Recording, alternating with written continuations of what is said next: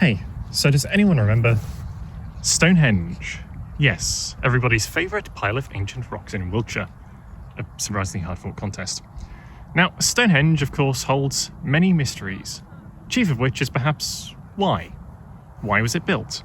What could possibly have compelled its prehistoric architects to take time out of their eternal fight for survival to drag a load of big rocks into a circle? Well, some believe it was a celestial calendar. Others, a place for ritual burial. Others still maintain that its primary purpose was to provide +2 faith per turn and a free grade profit. But I have come here today to tell you that they are all wrong. I have come here to reveal the truth. For I have seen Stonehenge through new eyes. The eyes of artificial intelligence. Using cutting-edge AI models that I had for weeks meticulously fed with existential datasets, I have deciphered a hidden message encoded in the layout of the stones. A message that destroys everything we thought we knew about the universe. That message?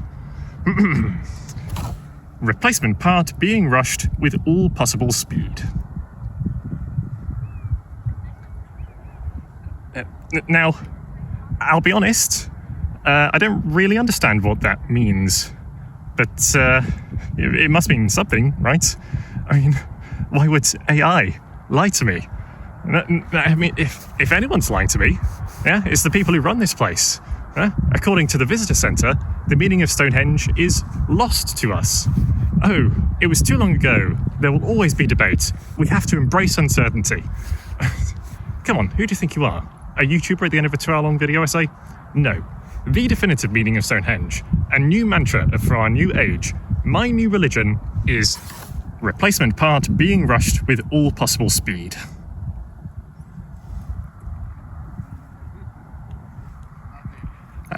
I feel like I might have lost some of you there. I feel pretty stupid now. Came all the way to Stonehenge, humiliated myself in public. The security guards have probably put me on a list or something. And for what? A captivating intro for my video? This is captivating? I mean, why even go through all the effort when I could have just... Hey, so does anyone remember that time when Kurt Vonnegut wrote a book that was basically a cosmic road trip with some time travel, a dash of existential dread, and a whole lot of weird? Well, today we're diving into the Sirens of Titan, a mind-bending journey through the solar system and human consciousness. Vonnegut takes us on a ride with Malachi Constant, the richest man on Earth, just have who somehow one finds himself question. at the center of the What universe's the grand hell design. is this? Alright, has anyone else been going insane for the last 2 years? There's been a bit of a shift in the way humanity views its own value. Something has happened that's made a lot of people of my disposition feel inadequate, undervalued, insignificant. I've gone through a lot of complicated thoughts on the topic, and for a long time only compounded that inadequacy by being unable to put those thoughts into words. Until today, when, as is the fashion, I'm chewing up and spitting out someone else's. Kurt Vonnegut's The Sirens of Titan may have been published all the way back in 1959, but nothing else cuts through today's situation, and my emotions, quite like it. While it's kind of correct to call it a cosmic road trip that's a whole lot of weird, come on, there's way more to it than that. Even if you've never heard of this book, its ideas will be uncannily familiar.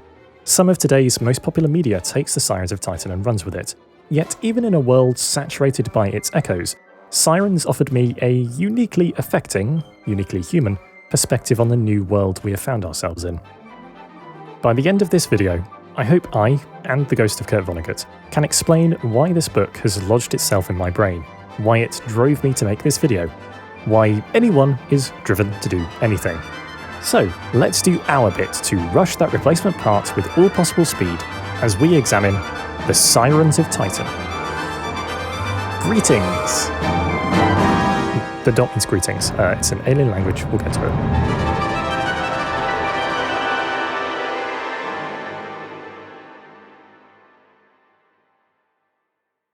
I'm afraid that a load of major spoilers for The Sirens of Titan, and minor spoilers for other Vonnegut novels, fell into a chronosynclastic infundibulum and were scattered far and wide throughout this video. Spoilers for other media, though, will be signposted as we intercept with them. This video will also touch on a few more adult themes than my usual fare, so viewer discretion is advised.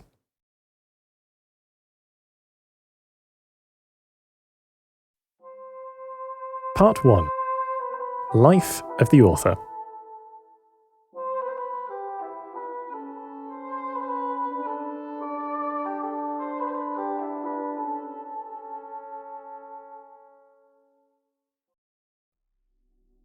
I want you to think about your favourite book for a moment, or your favourite song, or film, or whatever. Why is it your favourite? In a world where fandom is king, everyone's putting everything in tier lists, and corporations are more than willing to squeeze money out of media tribalism, deciding on a favourite is an interesting balancing act.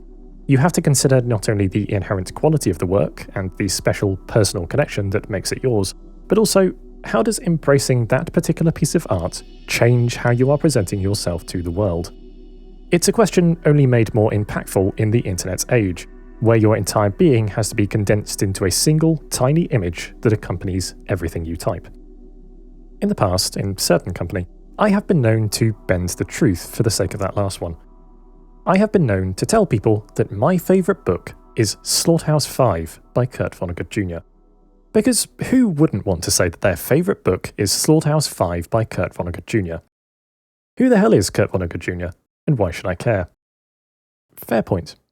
That's so beautifully cheap, and it's the most marvelous practical joke. As imagine is just making these little marks on paper and having somebody cry.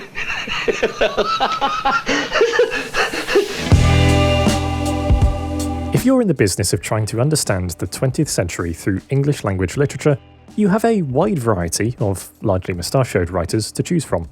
Few, though, are more reflective of the century, or as mustachioed, as Kurt Vonnegut Jr. of Indianapolis, Indiana. Born in 1922 and living until 2007, he aged in tandem with America's defining events of the era and resolved to put them on the page in new, twisted forms. Take his experience in World War II, the mandatory preamble to every discussion of Slaughterhouse-Five. Vonnegut was captured by the Germans and put to work as a prisoner of war in the city of Dresden. Dresden stopped being a city soon after he arrived, courtesy of a few nights of Allied firebombing. So it goes. An ordinary novel about witnessing such an atrocity would have done well, but an ordinary novel would have fallen short of the utter senselessness of it all. It took Vonnegut 25 years to find the words to do it justice. And not just the words, but the metafictional gymnastics, the structural disobedience, the time travel, the space aliens, and the drawing of breasts. Look, it makes sense in the book. Except it doesn't.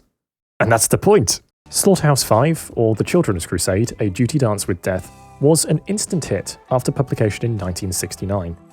In the shadow of Vietnam, it's not hard to see why.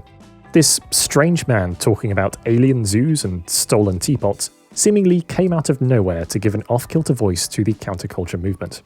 It made his name. Even today, those who know of Vonnegut may know him only from Slaughterhouse-Five, and for 8 or so years, I was one of them. Yet, captivated as I was by the candid inventiveness and philosophy, I did, on a few occasions, claim it was my favourite book. To claim that a Vonnegut book is your favourite is to claim to be cultured, but not boring. To care about the world and to fight to fix it, but to laugh at its problems as often as you cry. You're not as dark as, say, Cormac McCarthy. You're not as silly as Dr. Seuss. You're an unholy mix of the two. You're a really cool cat, idolised by men and loved by women for your moral, intellectual, and comedic prowess. It doesn't work, by the way. I'm still deeply uncool. My actual favourite book is the final instalment of a young adult dystopia about moving cities that eat each other. No one thinks that's classic literature. Philistines. Anyway, the focus of this video is not Slaughterhouse-Five. That's just the way everyone is obligated to introduce Vonnegut, given the way it towers over his career. But nowadays, I can confidently proclaim, I have a new favourite Vonnegut. The Sirens of Titan, published 1959. my second Vonnegut novel, picked up in a bookshop that just happened to stock one of his more obscure titles, that just happened to catch my eye, and a sliver of a memory of that other book I loved long ago. It lay dormant in my to-read pile for a further year, until I finally did the right thing and jumped into it. It should say a lot that the next 12 novels I read were all by Vonnegut too. This time they came packaged in special Library of America editions. As others have noted, perhaps unbecoming for books like these. This book is set in 10-point ITC Galliard, a phase designed for digital composition by Matthew Carter and based on the 16th century face Grandjon. The paper is acid-free, light. To give an idea of the maturity of my illustrations for this book, here is my picture of an arsehole. The setting continued to feel oddly stately and disconnected from its contents, right up until the editor of the collection made a cameo in the final novel. This is what Vonnegut does. High art? Low art? He blurs the line. Why is there a line? If it's an expression of you, it's worth wrapping in a hardcover and dust jacket. Oh, and because I had to order the Library of America set all the way from America, the funniest possible thing happened to my delivery. Yes, my delivery became unstuck in time. Fell into a Cronus enclastic infundibulum. Had to repeat the last 10 years all over again. Had to wait a million years first because it was too busy spying on the fish people. Reading Vonnegut's whole bibliography in order is a fascinating experience. The metafictional elements of his work already make it difficult to invoke death of the author. But when viewed in totality, his philosophies and life context are so heavily interwoven into the books that they become overwhelming. For instance, Slaughterhouse-Five looms just as large inside his novels as it does in the external image of them. He prods and pokes its ideas in the first half of his career, until he finally cracks the monolithic Dresden story, then spends the second half of his career haphazardly dealing with its whiplash success and struggling to find fertile ground elsewhere. Reading Vonnegut is also an education in how much culture has and hasn't changed since the mid-20th century. Every generation since has asked, are these not Vonnegut times? Seriously, his brand of snappy, piercing ire would live comfortably on the internet, and the points he makes with it are the darlings of certain chambers within it. Sometimes, despite agreeing with them, I found his declarations a bit tired, as I've spent years living in an online world that's already shouted them at me a million times. Maybe we've been stuck having the same arguments for 70 years. The consistency of Vonnegut's themes and the way he refines the same idea in future iterations mean I'll be using many of these books in our analysis later on. But I won't dwell on them. If you want that, go watch the tier list I made a while ago. For now, let's stick with the Sirens of Titan to understand what it was about this book that made me want to read every other thing this man has written.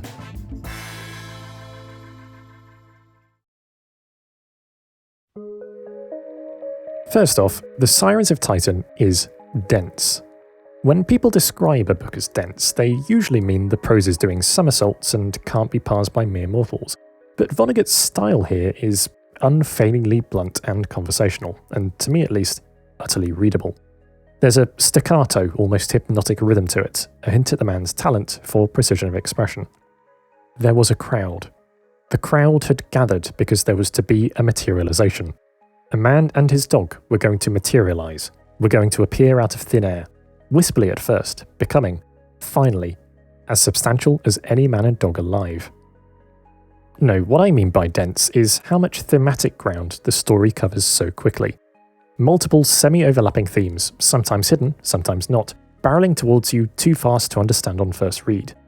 Time, free will, religion, war, technology, the class system, art, the meaning of life. Miss one sentence and you miss a philosophy. I, in this video, will fail spectacularly at covering everything this book has to offer. There are many interpretations out there, and mine will align with a few, but if you want to learn about how the book may be a parody of quantum mechanics, or may take place entirely in the main character's drug-induced hallucination, check my list of sources. But as far as my understanding of the book and what I've chosen to present about it go, where better to start than the title? The Sirens of Titan. At first glance, it sounds frivolous, pulpy even. It could equally be the Centaurs of Mercury or the High Elves of Andromeda. Its first edition cover did nothing to dispel such ideas. Scantily clad women, a robot thing, and some Bespin-esque towers soaked in cloud. But here's the thing you have to understand about Vonnegut. Vonnegut is a tricksy bugger. Titan, as you'll probably know, is a large moon of Saturn. But both Sirens and Titan have undertones of Greek mythology too. Titans being primordial gods, and Sirens being feminine cryptids who lured sailors to their death with songs of irresistible beauty. Odysseus famously only survived the siren song by strapping himself to the mast of his ship and plugging his crew's ears. This explicit hint at Homer's Odyssey comes with many other Odyssey-adjacent references of various overtness in the story itself. See how many you can find. Substituting Sirens for self-destructive allure and Titan for godhood gives us a perhaps more accurate interpretation. A not even that deep reading of just the first few paragraphs of the book suggests we can further swap out godhood for space, or more abstractly, progress. From our non-punctual perspective on the life of the author here in 2025, it's perhaps clearer that The Sirens of Titan is satire right down to the title. But contemporary reviewers, to whom the name Kurt Vonnegut meant nothing, were confused. Was Sirens mass-market science fiction? Was it a denouncement of mass-market science fiction? At this point in his career, Vonnegut had published only one full novel, Play a Piano, 7 years earlier. Critics were quick to label it a sci-fi derivative of Aldous Huxley's Brave New World. Many of the short stories he'd published before and since then were also pulp sci-fi. None of these had done all that well. Vonnegut was scrambling to support his family after quitting a lucrative job at General Electric. He tried selling Saabs and even designed a board game, all to no avail. I think Vonnegut therefore wasn't feeling too jazzed about sci-fi as a concept by then, either as a way to make a living or as a vehicle for well-regarded literature. He would later write, "I have been a sore-headed occupant of a file drawer labelled science fiction ever since Play a Piano, and I would like out, particularly since so many serious critics regularly mistake the drawer for a urinal." Despite his struggles with everything else at the time, The Sirens of Titan arrived in Vonnegut's life with remarkable ease. If you believe the possibly apocryphal tale, he thrashed out the whole plot at a party with his editor. His editor's name was Knox Berger. Guys, his name was Knox Berger. It took him but a few months to fill out the whole thing at his home in West Barnstable, Massachusetts. He later said it was the only novel he ever enjoyed writing. And so, filled with optimism, Vonnegut typed up the final draft, sent it off to Knox Berger, and waited for the glory he knew was inevitable. At first, there was nothing. Not a single review on publication, an even worse showing than Play a Piano. But the few who did find it found it quirky and subversive and intriguing, and gradually it spread, until, in 1960, it was nominated for one of the most prestigious awards in literature. Finally, recognition, and serious recognition from serious critics. Yeah, it was the Hugo Award, that famous science fiction award.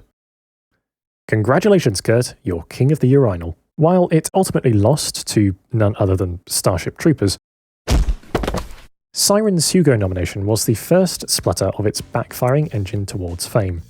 By far the biggest splutter, a phlegmy, full-throated hawk of a splutter, was Slaughterhouse-Five. When the world took notice of Vonnegut at last, Sirens joined the rest of his back catalogue as a darling of nerds and beatniks. It's wrong to say The Sirens of Titan has since become well known, but it has a devoted following. To see how many tendrils Sirens has woven into the background of human culture, you need only look at the history of its struggle for a screen adaptation.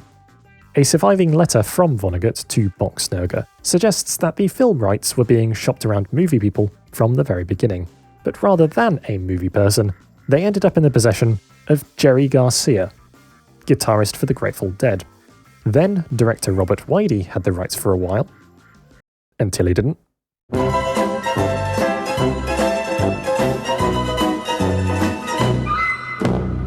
And in 2017, nerd circles were set ablaze by the revelation that Dan Harmon had snatched the rights. The Community and Rick and Morty showrunner looked set to write a TV series imminently, but it's 2025 now, and that's the last we've heard of it.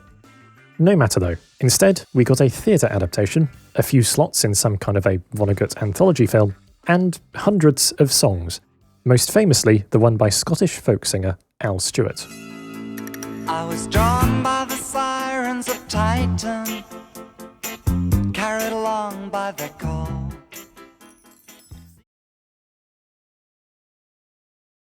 Plenty of people adore the Sirens of Titan. Plenty of people don't. In the interest of fairness, let's look at a few. After its Hugo nomination, Sirens found itself in the crosshairs of the occasional science fiction critic confused by its literary ambitions. The Sirens of Titan is jazzy, impudent, sarcastic, and about as smooth as gravel pudding. The plot is tangled, intricate and torturous, and the author manufactures mystery and suspense by the deliberate use of time jump and flashback. And, as Vonnegut's urinal comment suggests, the reverse was also true. Literary critics turned their brains off as soon as they saw how sci-fi it was. A later academic review summarised their opinion. The Sirens of Titan is naive literature in every way possible, since it is a formulaic type, science fiction, employs formulaic characters, episodes, themes, properties and settings, and is written in a remarkably simple style. Even the scholarly retrospective called Understanding Vonnegut drags Sirens through the mud as a shallow, thematically diffuse footnote.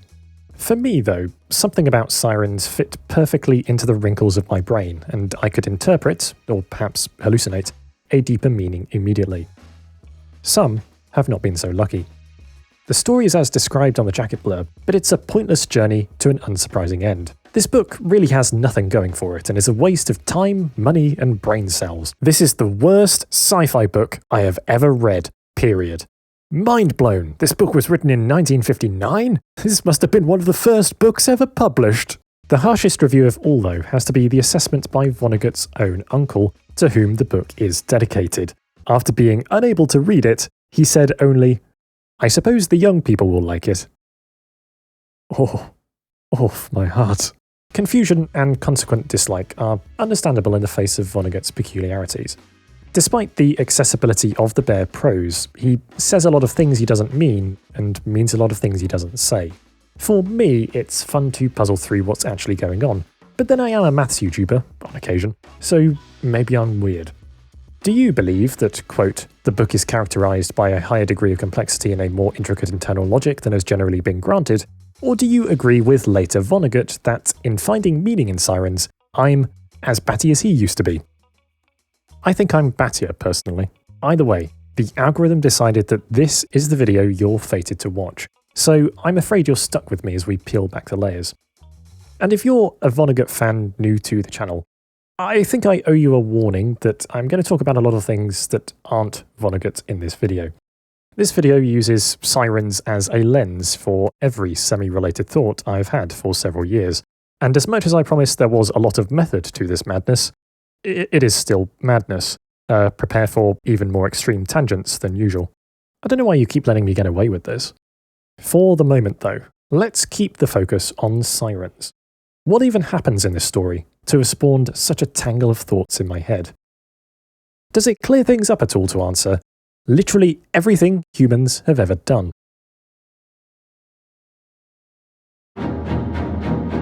Part 2. A series of accidents.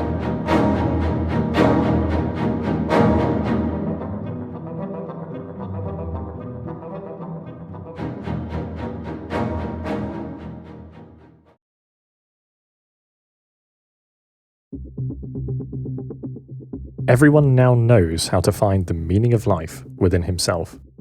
Actually, hold on. My voice can't hope to match such a powerful first line, can it? Who reads the audiobook? Maybe they can do better. Everyone now knows how to find the meaning of life within himself. Perfect. We never meet the narrator of the Sirens of Titan. Whoever they are, they live beyond the vague future of the novel's setting, gazing back at the naivety of its events. They come from a time when the meaning of life is obvious. How could those stupid denizens of the Nightmare Age, our age, not see it? In their opening monologue, they appear amused at humanity's obsession with looking outward for salvation. Mankind flung its advanced agents ever outward, Eventually, it flung them out into space, into the colourless, tasteless, weightless sea of outwardness without end. It flung them like stones. The bounties of space, of infinite outwardness, were three: empty heroics, low comedy, and pointless death. Yeah, you see what I meant about the title. After this scathing appraisal of modern life, the novel's plot begins, and we meet our first character, Winston Niles Rumford. Now, I'm in a slight pickle here. With a film version of Sirens forever stalled, we have no proper image of any characters. And although Vonnegut once said there's something beautiful about imagining from text instead of having the imagining done for you by a screen, this is YouTube. There's no imagination here. I need some visual representation of my characters to hit with a brick. So, in lieu of other options, I need to get creative. For Rumford, at least, I'm in luck. An interviewer once surprised Vonnegut by being the first person to notice that Rumford was based on a real individual, American President Franklin D. Roosevelt. It's quite obvious when you think about it. Winston Niles Rumford is old money. He's a forcefully charismatic New England aristocrat with a perpetual leering smile. And, as Alex Schmidt from the Kurt Vonnegut podcast once put it, Winston is a fucking dick. Yeah. this guy won several episodes of Jeopardy. He knows what he's talking about. Rumford and his dog, a mastiff named Kazak, have had a bit of an incident. You see, Rumford, in a fit of gallantry, went and flew his private spaceship into a wormhole-like thing called a chronosynclastic infundibulum. In doing so, man and dog have been spread thin across the entire solar system. They now exist in an energy spiral, intercepting with planets at regular intervals, such as Earth, where they materialise at Rumford's mansion in Rhode Island once every 59 days. As a side effect, they also see all of time at once. Good for them. If you hear all this talk of omniscience fading in and out and having an enigmatic grin, and you think of the Cheshire Cat, well done, you're smarter than I am. I had to have that pointed out to me. If Rumford is the Cheshire Cat then, who is Alice? Who's about to go on this adventure in Wonderland? Enter Malachi Constant, richest man in America, owner of 1,000 companies, most notably a spaceship manufacturer. Doesn't actually have a clue how to run any of those companies and spends most of his time being a sleazebag. And before you say, wow, this book from 1959 was so prophetic, we do in fact sympathise with Constant. A stuck-up business type we ultimately end up feeling for in a project linked to Dan Harmon? Well, that's that actor sorted. Constant is confused about his social position, but decides it must be the way of the world. I guess somebody up there likes me, is his mantra. After rejecting all witnesses to his materializations for 9 years, Rumford invites Constant to speak with him at his next visit to Rhode Island, to learn about the destiny that Rumford sees for him. With his atemporal viewpoint, Rumford lays out Constant's coming great quest. He will go to Mars, then Mercury, then back to Earth, then finally to Titan. Titan? Why the hell would anyone want to go to Titan? Constant asks. Rumford hands him a photograph. Within the margins lay shimmering depths. The effect was much like that of a rectangular glass window in the surface of a clear, shallow coral bay. At the bottom of that seeming coral bay were 3 women, one white, one gold, one brown. They looked up at Constant, begging him to come to them, to make them whole with love. Though he has had many sexual conquests, Constant finds the Sirens of Titan awe-inspiring. Not awe-inspiring enough to make him want to go to Titan, but he pockets the photograph regardless. During the visit, Constant also meets Beatrice, Rumford's wife. Even next to the other snobbish characters, she's notable for her haughtiness. In fairness, her husband did run off to space and become pure energy, so she's entitled to a bad mood. Rumford reveals that Constant and Beatrice will end up having a child together on Mars.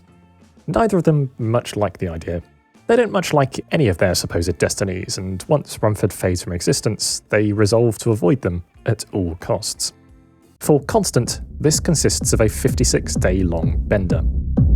Somewhere in there, he appropriates the photograph of the 3 sirens of otherworldly beauty for a cigarette advertisement. because he's that kind of guy. He eventually wakes from his stupor to find the economy has crashed. Don't you hate it when that happens? His business, Magnum Opus Incorporated, lies in ruins, its sky-reaching headquarters abandoned. All his investments are worthless. Investments like International Nitrate, Trowbridge Helicopter, Electra Bakeries, Eternity Granite, Indiana Novelty, Norwich Iron, National Gelatin. Hey, wait a minute. Is that... Oh, yeah, I forgot to say. Constant's massive wealth came from his father, whose investment strategy was to purchase stock according to the exact words of the Bible. In a freakish act of luck, it worked. I guess somebody up there does like you, Malachi. Well, did. Now you're poor. Now you have no choice but to accept the offer you've just been given by the two strange people who've accosted you at your father's old apartment. An offer to start afresh somewhere new. Off to Mars it is, Mr. Constant. Oh, and due to Beatrice. That's what you get for trying to escape your destiny.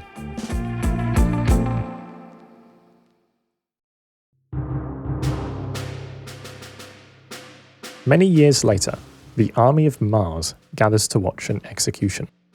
A man with an antenna in his head is about to strangle someone. The army of Mars, complete with mind control antennas, is the work of Winston Niles Rumford. Through deft delegation, he has constructed a hidden colony on the planet. Its citizens are Earthling rejects, promised or coerced into a new purpose. Where were you when you realised that Rumford sucks? Winston is a fucking dick. Yeah. Vonnegut's portrayal of Rumford is fascinating to disentangle. The surface text, the unnamed future narrator, is totally reverent towards him. Anyone who finds himself obliged, in the course of a history, to describe the war between Earth and Mars, is humbled by the realization that the tale has already been told to glorious perfection by Rumford. I think much of the confusion surrounding Sirens can be attributed to taking Rumford's angelic presentation at face value. If you miss the subtext, you'll come away with a mangled view of Vonnegut's morals. Although there were hints earlier, I only clocked the real Rumford when he named the calendar months on Mars after himself. In the hierarchy of Rumford's dick moves, it's ultimately a very minor one, but I could hear Vonnegut whispering to me through this oddly emphasized clue, whispering open a crack in the narrative. How reliable is the narrator really?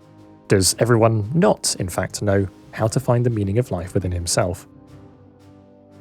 The man at the stake about to be strangled is Stoney Stevenson, the novel's token British character. You can tell because he says bloody in all his bloody lines. The man doing the strangling is named Unk. Who is Unk? It's Malachi Constant. Look, the book keeps up appearances until nearly the end, but once again, this is video. Can't hide a thing like that. Also, you work it out in like a paragraph. It's not hard. It's just Vonnegut giving you a false sense of security about the book's other mysteries. A few citizens of Mars are allowed to keep their identity, but most prove too independent. Most must have their memory wiped, sometimes multiple times. Unk doesn't remember that Stoney Stevenson was his friend, so thoughtlessly complies with the orders from his antenna. So it goes. But tipped off by his victim's dying pleas, Unk later searches the barracks, finding a hidden letter that reveals truths about the universe and the Martian war machine. Unsurprisingly, in true Memento style, Unk had written the letter to himself before having his memory cleaned out. It was literature in its finest sense, since it made Unk courageous, watchful, and secretly free. The letter makes Unk aware of 3 of his former companions, all of them waiting somewhere on Mars. A wife, a friend, and a son. All at once, he has something to strive for. The friend is Stoney Stevenson, though of course Unk doesn't make the connection that it was him who he strangled. As in the story at large, Stoney is largely symbolic for Unk, a beacon of hope to find somewhere and redeem his life. You never truly learn anything about him. Another character of note in the Army of Mars is Boaz. He doesn't have an antenna in his head and controls other people's instead. He's one of the free commanders of the army, though remembers little of his time on Earth since he was taken as a child, and has as much clue about the army's true purpose as anyone else. Only one person knows what's really going on. Boaz likes to play with his power, telepathically calling his company to attention for laughs, and stretching the limits of his rank by quizzing Unk on his previous life. He's particularly fond of Unk's fizzes of recollection about Hollywood nightclubs. What a glorious thing it will be to return to Earth and go to Hollywood nightclubs, right after they invade it and claim it for Mars. Yes, it's war. The order has gone out to attack Earth, to lay waste to every country simultaneously. The human carpets of the Martian war machine will surely be unstoppable. We'll check in on them later to see the aftermath of their glorious victory. In the meantime, Unk deserts, on the hunt for his friend, wife and son on Mars.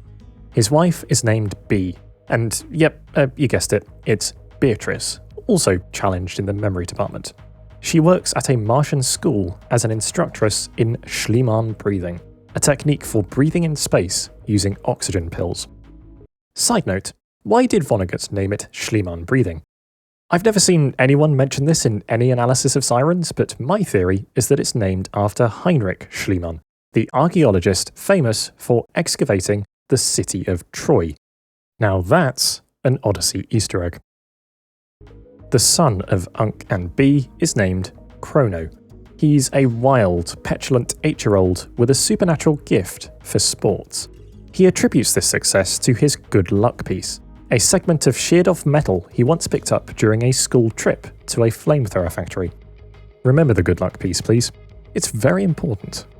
In the disarray of the war deployment, Unk finds Chrono and B. Neither remembers him, nor wants anything to do with him. After hiding from the authorities in B's Schliemann breathing class and passing out from lack of oxygen, Unk wakes up in a grounded flying saucer beside a wispy-looking man and dog. Inscrutable as ever, Rumford gives him some hint as to how he came to be here. In particular, he describes how Unk and B ended up having a son. Content warning here for discussion of sexual assault. Go to the timestamp on screen if you prefer to skip it. According to Rumford, the man we as readers know to be Malachi Constant was on his way to Mars when soldiers aboard his spaceship goaded him into raping a mystery woman. In the aftermath, Constant immediately felt horrified at his actions and further discovered that the woman was Beatrice. This event is the dark spot on the novel for me. Not necessarily that it's included, literature shouldn't shy away from presenting realistic life, but that it's later framed as something that's ultimately not too bad. Beatrice, admittedly memory wiped, even thanks Constant for using her at the end of the novel, which people sometimes post out of context as an inspirational quote. A lot has been said about Vonnegut's representation of women in his stories, some fair, some perhaps unfair. I find Beatrice quite a strong female character, all things considered, but this particular use of her is hard to judge, given both the book's 1950s context and the knots it intentionally ties in its morality elsewhere. Sirens certainly doesn't present rape positively, but I can't honestly say it condemns it all that well. It's an issue I lack the authority to speak on any further though, so I'll leave it to others with a better understanding of the subject to discuss. As Rumford fades from this moment in time, Boaz arrives to join Unk in the spaceship they believe will depart for Earth. They press the on button and leave their fate to the automatic guidance system, which someone may have given an ulterior destination.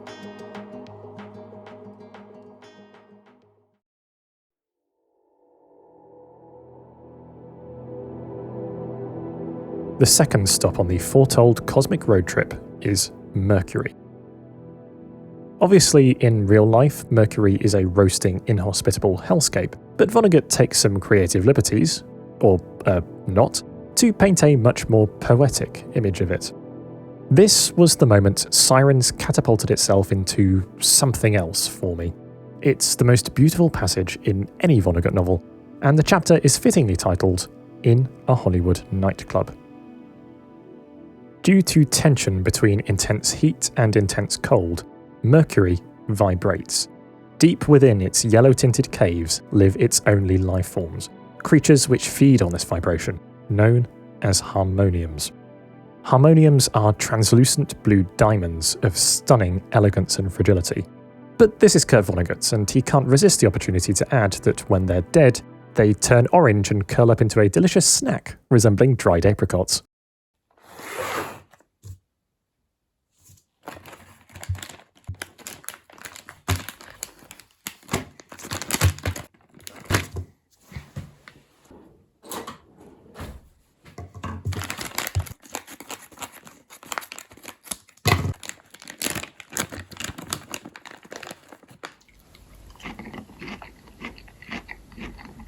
Harmonium life is simple. They eat vibrations, shed flakes which become young harmoniums, and telepathically communicate with each other. They have only two possible messages. The first is an automatic response to the second, and the second is an automatic response to the first. The first is, "Here I am, here I am, here I am." The second is, "So glad you are, so glad you are, so glad you are." Unk and Boaz arrive deep in Mercury's caves and find themselves trapped. The spaceship has sensors on its base that allowed it to navigate down here safely, but no sensors on its roof to navigate back up. During their imprisonment, which lasts several years, Unk frantically searches the caves for any escape route, any clue as to how to return to civilization. Boaz, though, comes to love the harmoniums. He feeds them music, Mozart, Tchaikovsky, Stravinsky, rich delicacies to gorge upon after eternities spent with only the simple hum of Mercury. The first hint at salvation for Unk is a paw print. A dog was here, perhaps a great big chronosynclastically infundibulated one. Each time Rumford's spiral intercepts Mercury, he rearranges harmoniums on the cave walls to spell cryptic messages, promising escape if only Unk and Boaz can think harder. It's an intelligence test, one mosaic proclaims. A test for the reader as much as the characters. I'm sorry to say I failed the intelligence test on first read. Pause here if you'd like to solve the problem for yourself.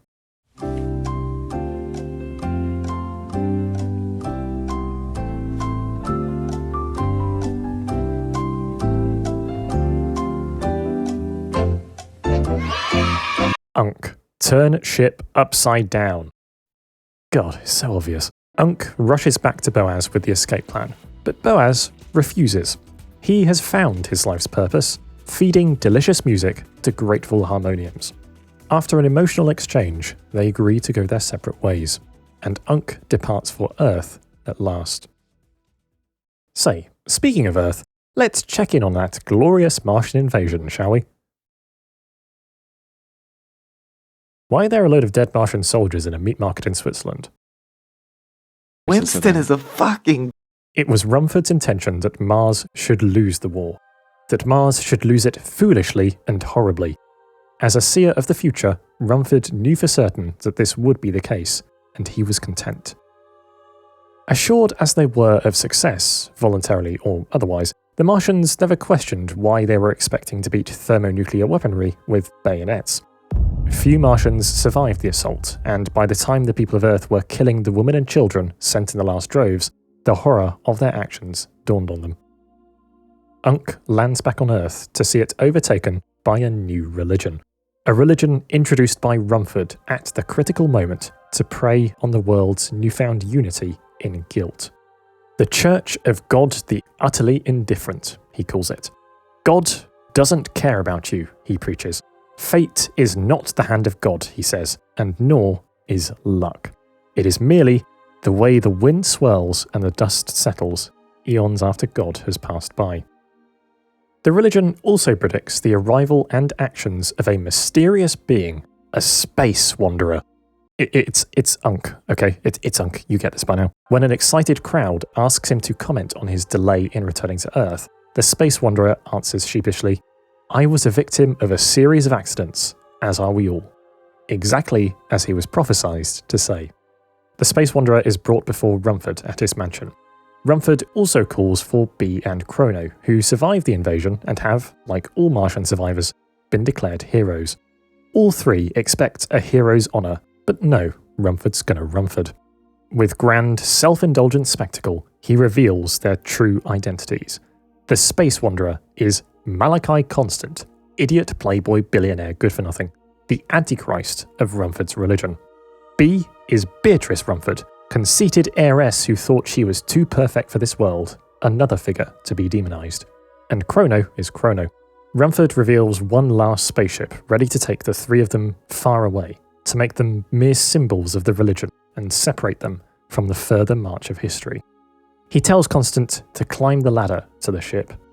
"You are going to do this voluntarily, Mr. Constant, so that the Church of God the Utterly Indifferent can have a drama of dignified self-sacrifice to remember and ponder through all time." You are going to do this voluntarily. Yeesh. I don't know how anyone comes out of this thinking Rumford is the good guy. Oh, and to top it off, he also reveals that Constant strangled his best friend Stoney Stevenson to death. Devastated, Constant enters the spaceship. B and Chrono follow. With applause from the crowd, they depart for a new life in the outer solar system. A new life at last on Titan.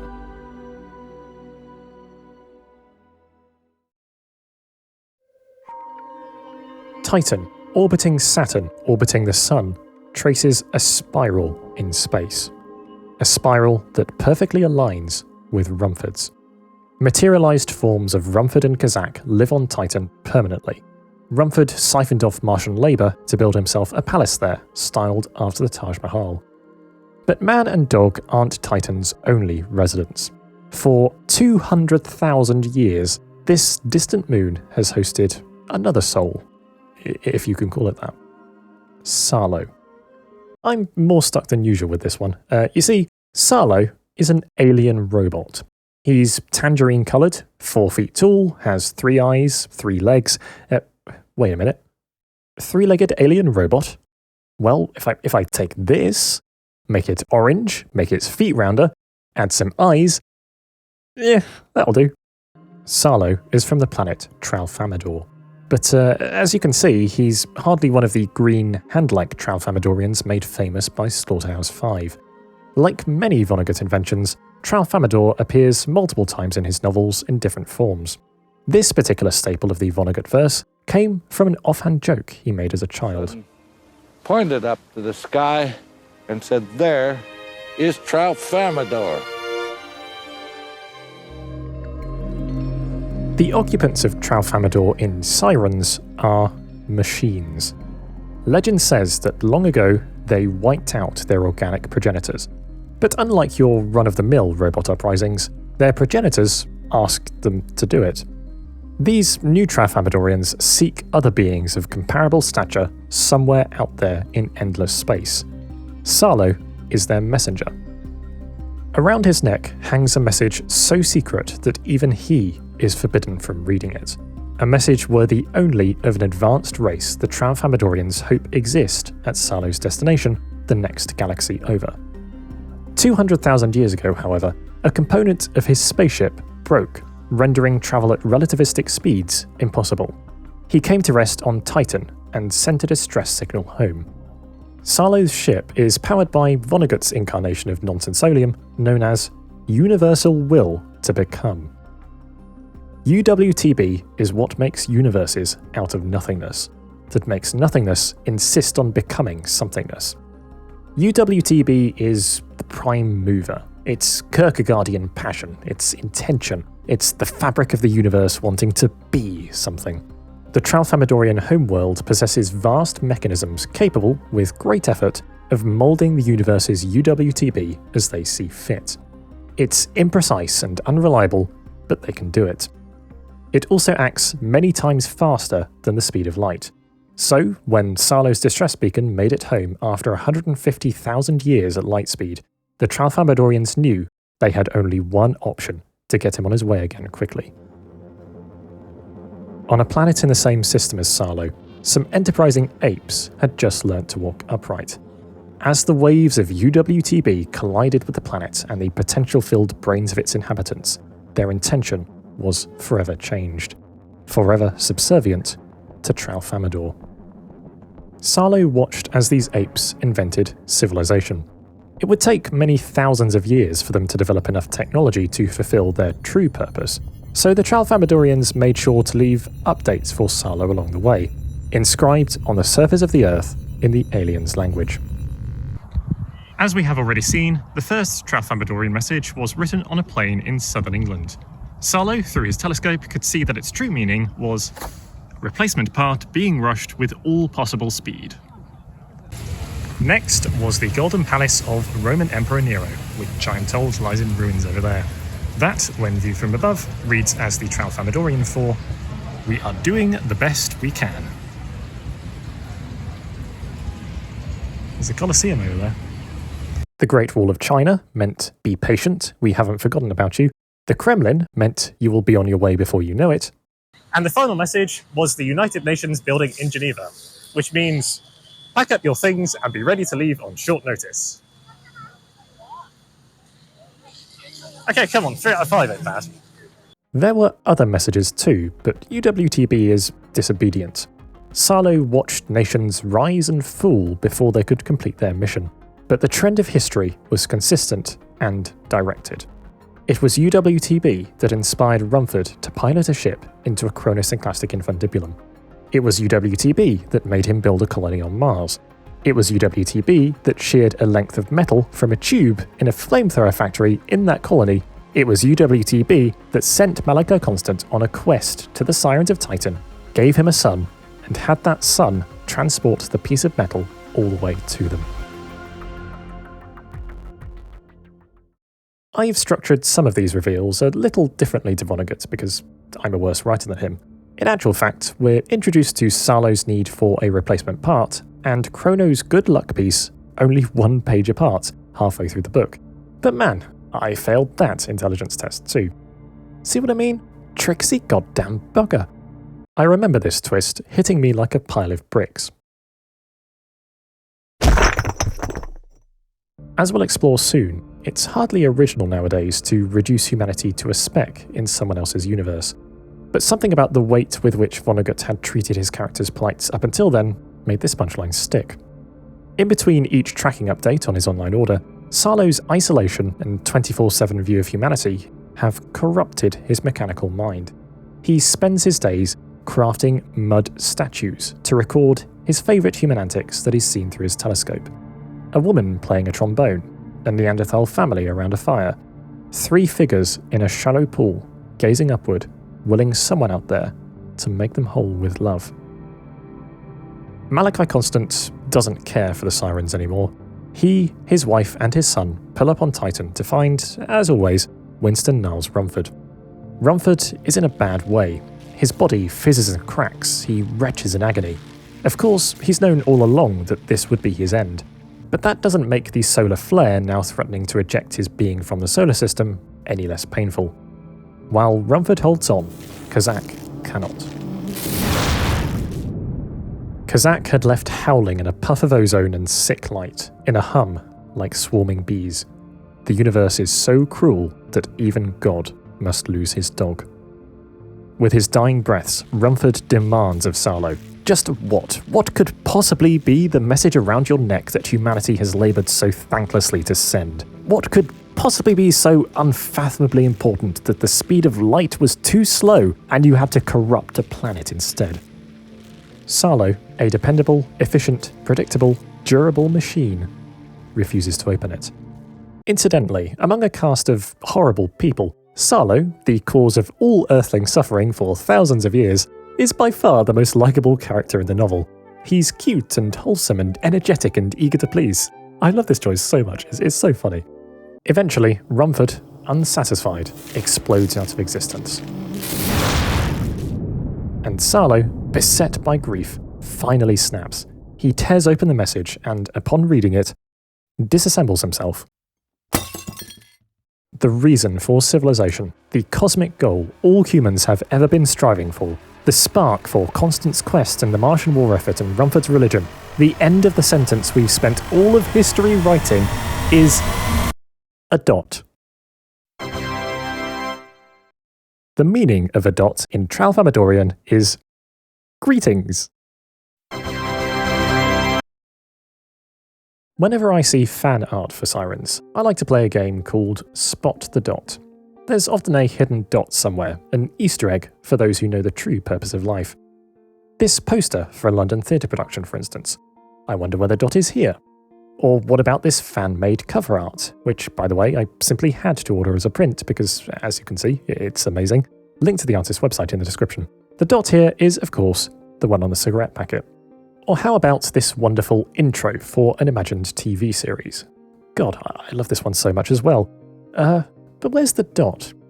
Can you see anything dot-like on screen right now? Please, could you let me know if you see a dot?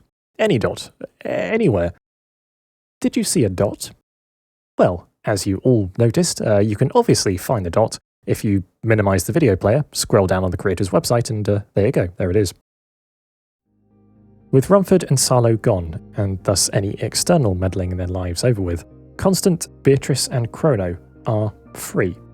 In their long, quiet epilogue, Chrono turns feral and goes to live with the Titanic bluebirds.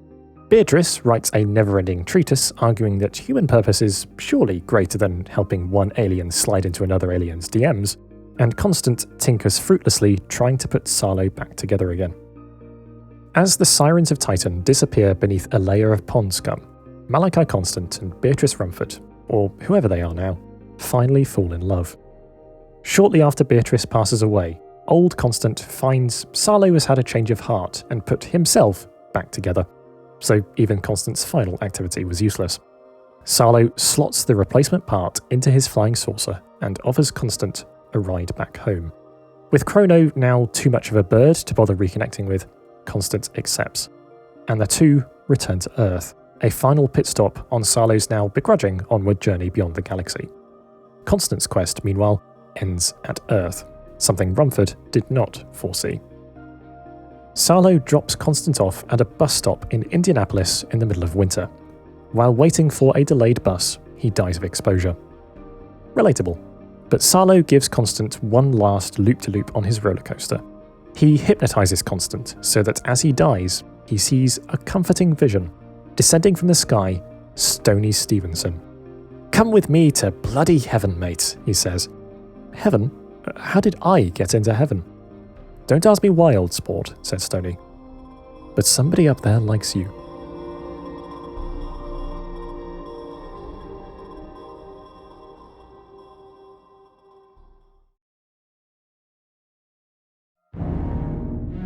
Part 3. Cogs in the Stupidity Machine.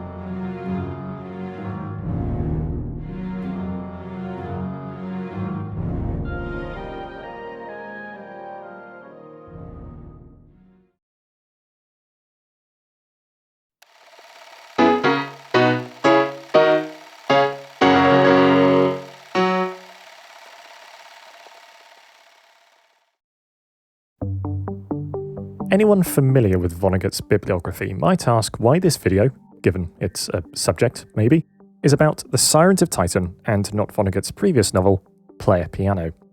The simple answer, Sirens is just plain better. For the longer answer, it's worth a bit more background on the two novels. Vonnegut began honing his craft as editor of the school newspaper, but instead of following through on this passion at university, he studied biochemistry.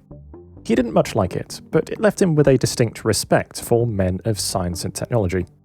I was a chemistry major, but I'm always winding up as a teacher in English departments, so I've brought scientific thinking to literature. There's been very little gratitude for this.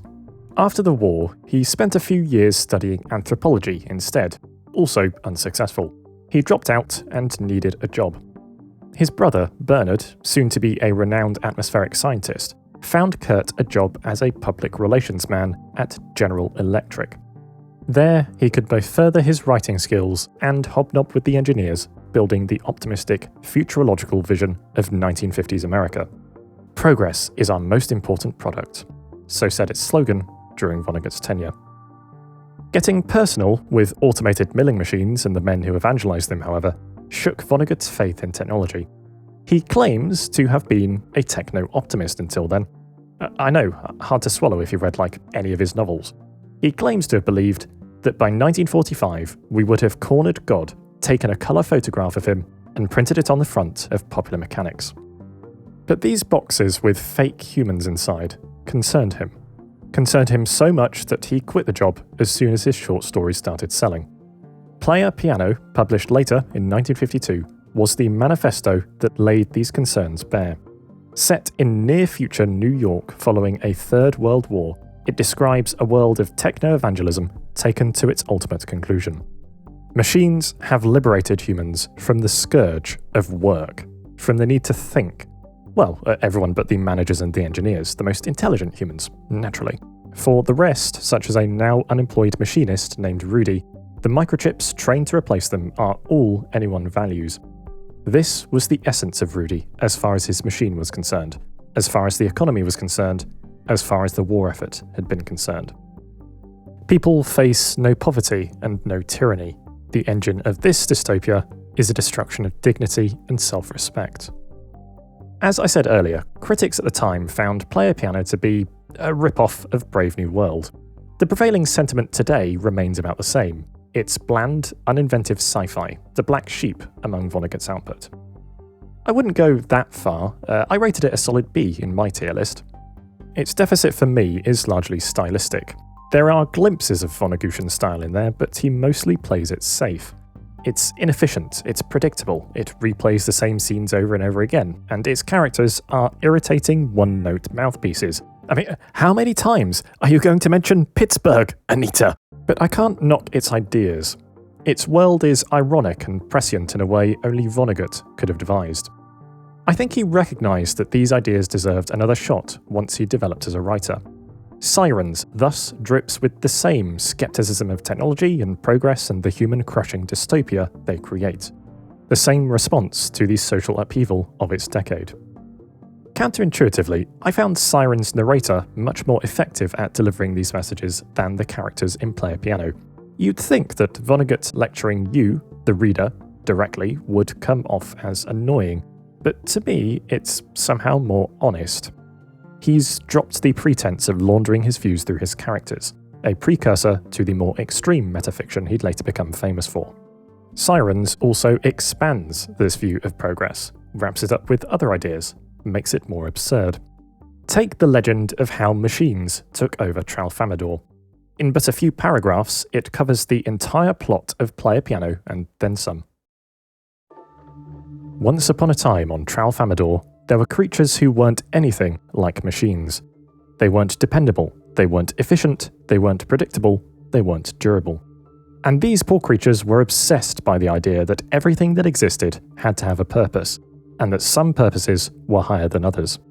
These creatures spent most of their time trying to find out what their purpose was, and every time they found out what seemed to be a purpose of themselves, the purpose seemed so low that the creatures were filled with disgust and shame.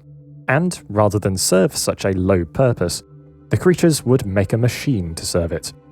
This left the creatures free to serve higher purposes, but whenever they found a higher purpose, the purpose still wasn't high enough. So machines were made to serve higher purposes too. And the machines did everything so expertly that they were finally given the job of finding out what the highest purpose of the creatures could be. The machines reported in all honesty that the creatures couldn't really be said to have any purpose at all. The creatures thereupon began slaying each other, because they hated purposeless things above all else. And they discovered that they weren't even very good at slaying, so they turned that job over to the machines too, and the machines finished up the job in less time than it takes to say Tralfamadore.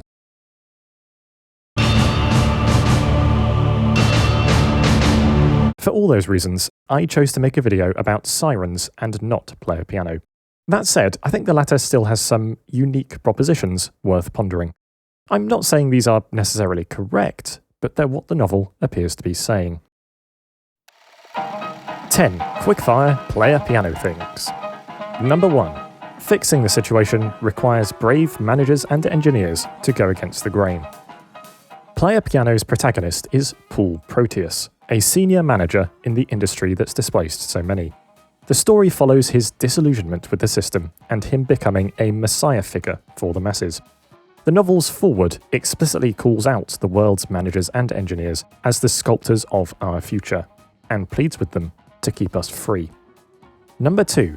The system supports itself via propaganda for the elites. Paul attends a bizarre team-building trip where managers and engineers are bombarded with songs and plays holding them up as the creators of a wonderful new world. They have toiled hard to provide for John Averageman every great thing under the sun. What was that? Number 3. Belief in innately human, unautomatable tasks is naive.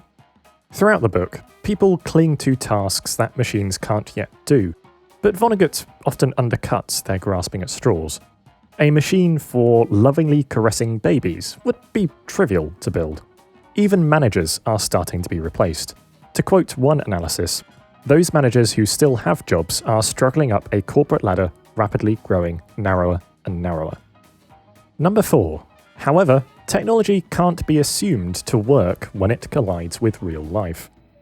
In one scene, Paul plays checkers against Checker Charlie, an infallible robot opponent. Well, infallible, except for the fact that one of its parts catches fire and it shuts down. So it goes. It's possible this was parodying the first ever checkers playing robot, created in 1951, which hit an error when first demoed after exhausting its memory. Number 5. None of this is the fault of the scientists who created the technology, only the engineers who apply it. The leader of the anti-machine movement states this pretty definitively. But it's clear that Vonnegut changed his mind here in later years. His novel Cat's Cradle condemns absent-minded scientists who invent things without a care for their impact, and he often spoke to STEM students asking them to refuse to do any science that would result in the invention of new weapons. While weapons are the most visible example, I think later Vonnegut applied the same logic to all newfangled contraptions. You can't separate the technology from its applications, and it's our responsibility to not find careers in technologies we know will destroy us or our humanity.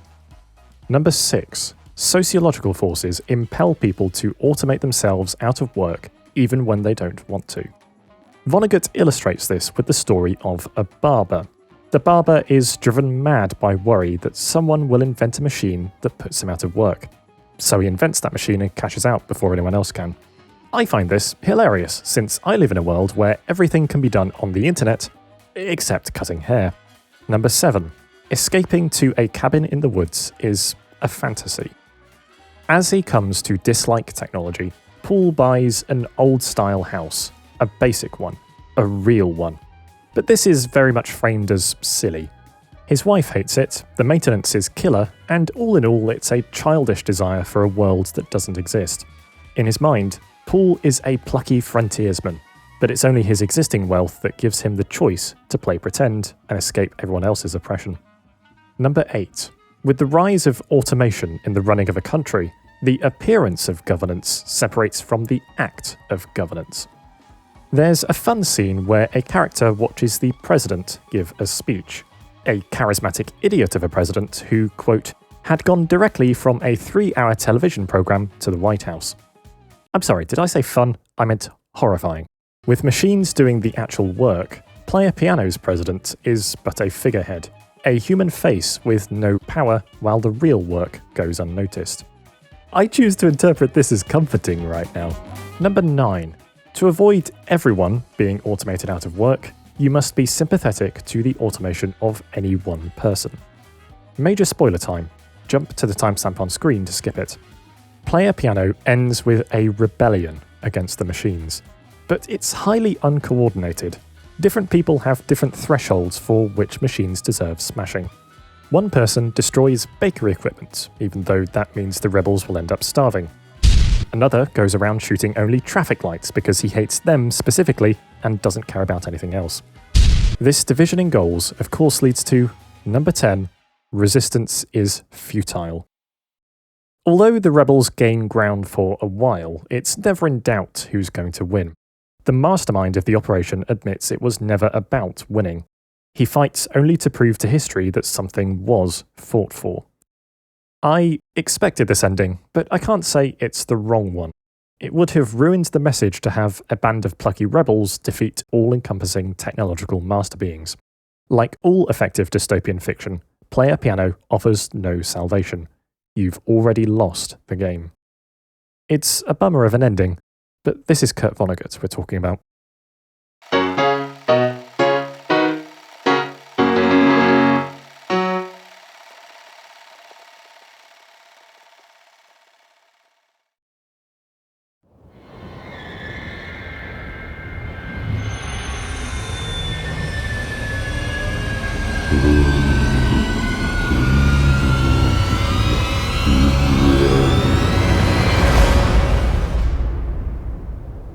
Oh, hi Cthulhu. How are you doing?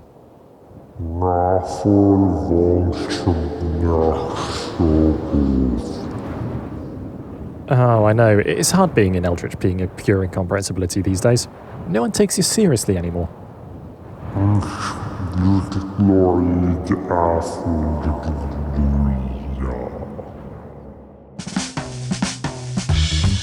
Cosmic horror.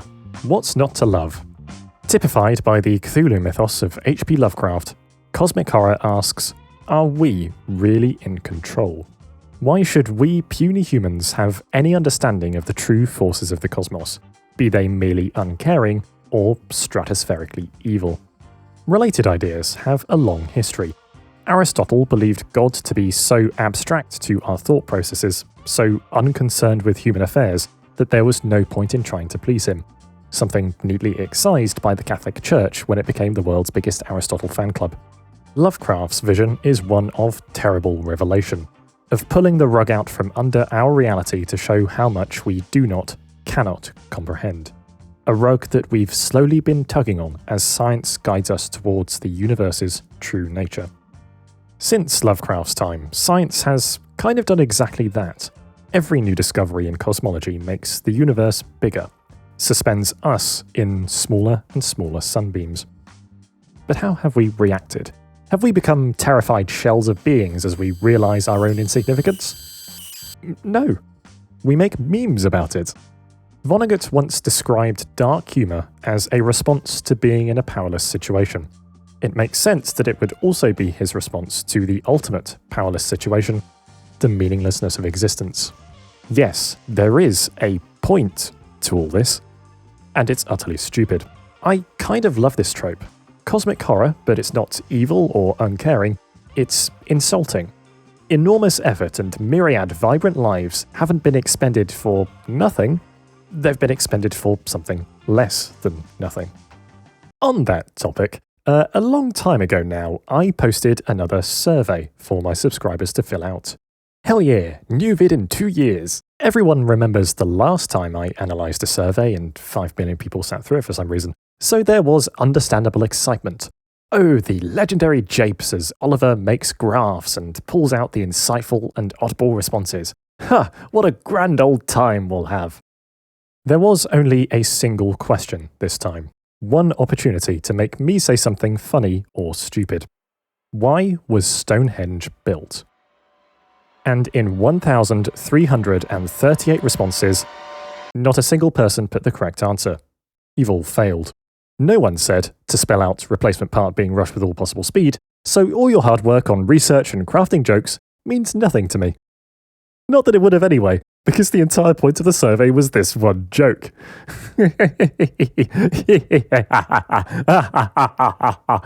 Is this what abusing your power feels like?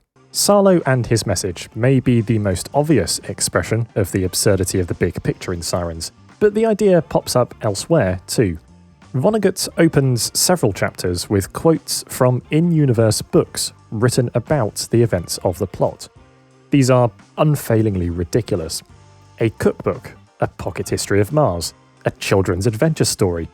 Imagine being Unk, struggling for years to escape Rumford's Mercurian prison, and your discovery of the fateful paw print is known to people of the future like this.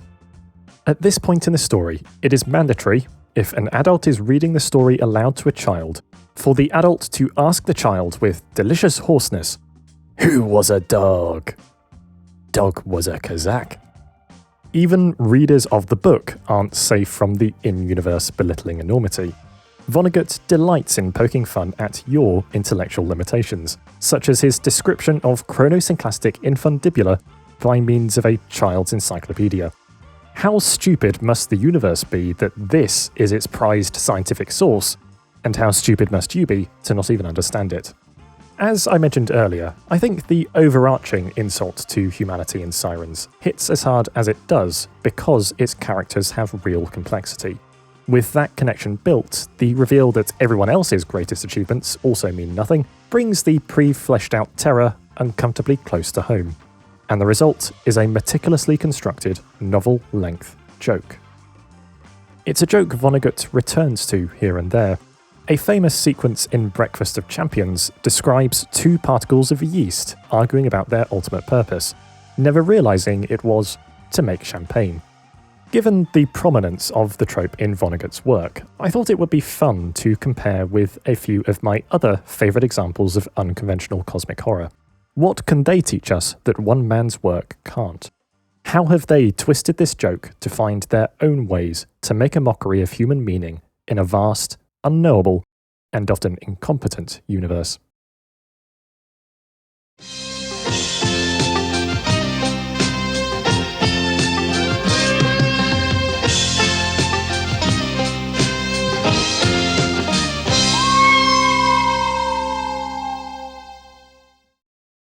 Yes, finally, I get to talk about Hitchhiker in one of these things. I also get to express my Britishness in a video otherwise about an American book. Cheerio, chaps! Tally-ho! Spot of tea! Wait, I don't like tea. I guess I'll have to drink a liquid almost but not quite entirely, unlike tea.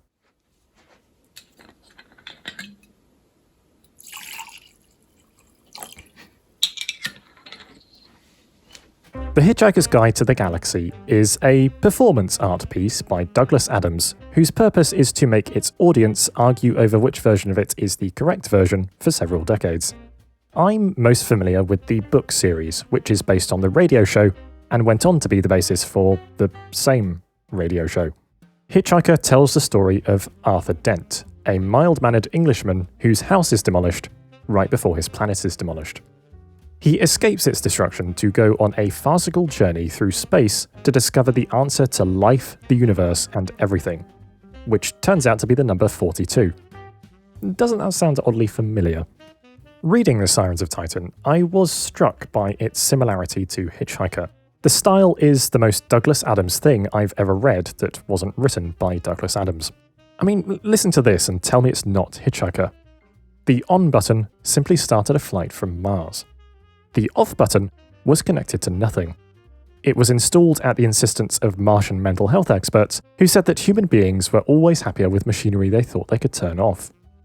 Sirens is tonally heavier and distinctly Midwestern America, but in the ideas and the narrative perspective and the joke structure, it's Hitchhiker's long-lost twin. There's a reason for that, of course. I think Kurt Vonnegut is absolutely superb.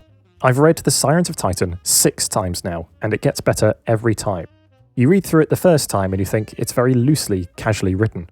You think the fact that everything suddenly makes such good sense at the end is almost accidental. And then you read it a few more times and you realise what an absolute tour de force it was. I strongly believe that without Sirens, we'd have no Hitchhiker. Godlike, yet cute beings who manipulate all of human history to find a silly meaning of life? Check. Spaceships powered by just the possibility of things to occur? Check. Stupid cosmic horror delivered in nuggets of absurdist technology? Check. Hitchhiker perfected laughing in the face of cosmic meaninglessness. Well, politely chuckling. It's nihilistic in the extreme, but you come out of it feeling buoyed, feeling connection and admiration for human spirit that can create and bond over something so funny, so expertly written, even as it insists nothing means anything. I'd wager it's many people's go-to example of gazing up at space and flipping it off. But there has been a challenger in recent years.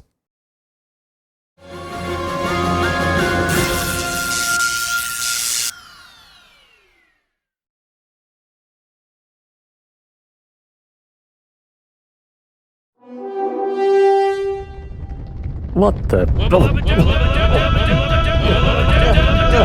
If Sirens pioneered stupid cosmic horror and Hitchhiker developed it, Rick and Morty knocked it into 12th gear. Rick and Morty builds up and tears down civilizations for fart jokes. The TV show, which follows the adventures of Morty and his mad scientist grandfather Rick, was created by Justin Roiland and Dan Harmon. And I think I know where some of this stuff came from as well. The insulting incomprehensibility of scale is one of the series' defining traits. In perhaps the clearest example, in one episode we learn that Rick created an entire universe to power his car battery. When it stops working, the characters travel down multiple layers of recursive miniverses to fix it, educating their inhabitants on the unimaginable terror of their true purpose.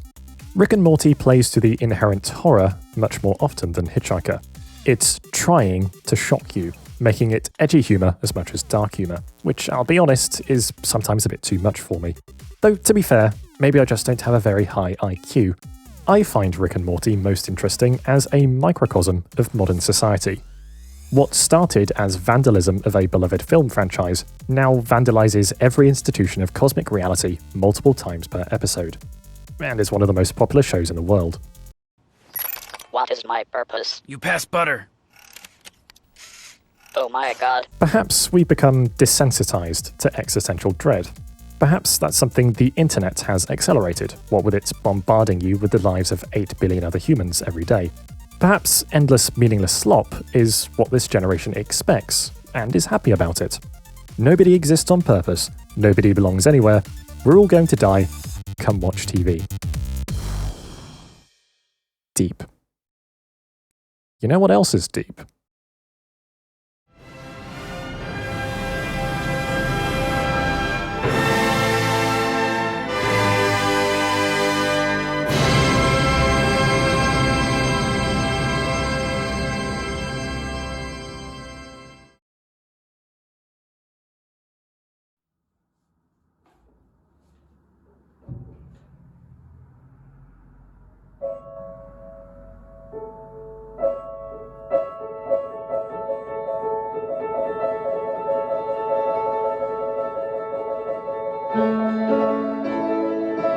I was late to the party for 2001.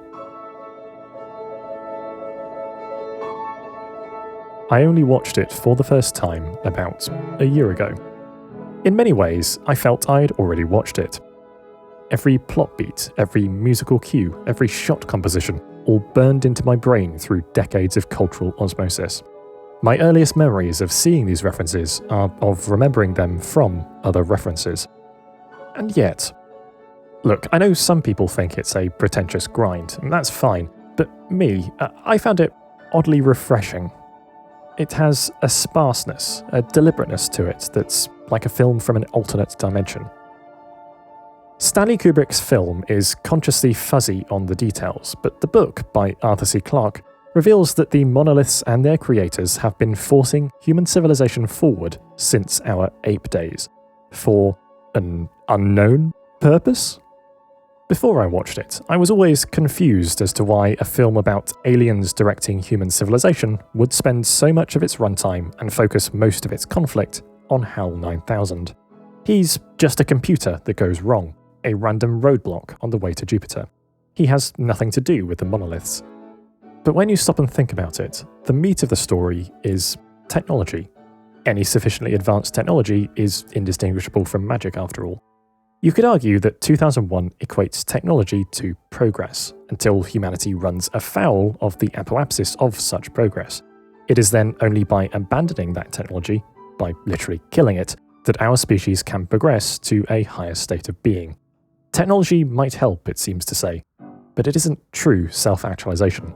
It's an illusion.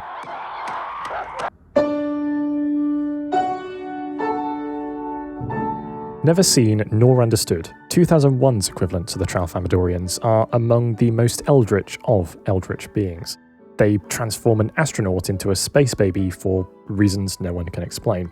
But if they have any cohesive agenda, it seems mechanical minds aren't meant to be part of it.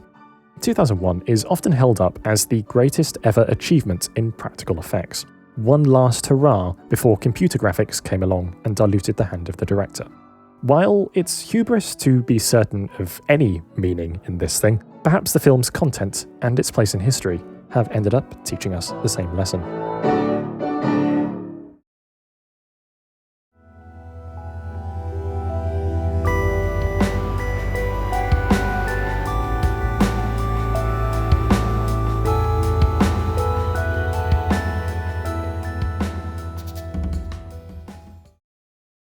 You know Schrödinger's cat, right? Cat, box, poison, radiation source which may or may not activate the poison according to the inherent randomness of a quantum process, trapping the whole system in a fundamentally unpredictable superposition of states in which the cat is alive and dead simultaneously until you open the box, collapse the wave function and find out. Well, here's the thing. Erwin Schrödinger, in creating his lampoon of quantum mechanics, missed a trick. He forgot to ask, what makes you so special? Suppose you're friends with physicist Eugene Wigner. Suppose he instructs you to perform the Schrödinger's cat experiment again and report back on your findings. If the whole system inherits the unpredictability of the quantum process until it's observed, then from Wigner's perspective, you too are in a superposition, locked in conflicting realities where you find out the cat is alive and where you find out the cat is dead, until Wigner himself finds out which conclusion you came to. But then, why is Wigner special? Where does the chain end? Either reality coalesces at a seemingly arbitrary point, or the fuzziness bubbles up forever. Is everyone who knows Wigner fuzzy? Is the Earth fuzzy? Is the whole universe playing out every chain of causalities on top of each other? How then can anything even exist? Well, what about this? Maybe there's a single ultimate observer sitting atop this infinite stack of universal outcomes. A great intelligence at the end of time, gathering every piece of data that could ever exist and deciding which version of events it wants to have transpired. Maybe it's our duty to make this observer want humanity to have existed, to make it aware of our greatest achievements, so it can pick the quantum state that includes everything we value, everything we have ever valued. And it is for that reason that we must throw Stonehenge into a black hole.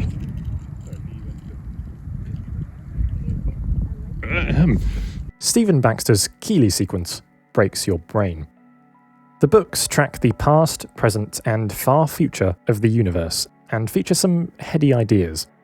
Nebulae where the galactic dust is thick enough to breathe, sentient ponds travelling through the cosmos in the bellies of hired space whales, and, yes, a cult that believes quantum mechanics means that the best way of preserving Stonehenge is to launch it into a black hole.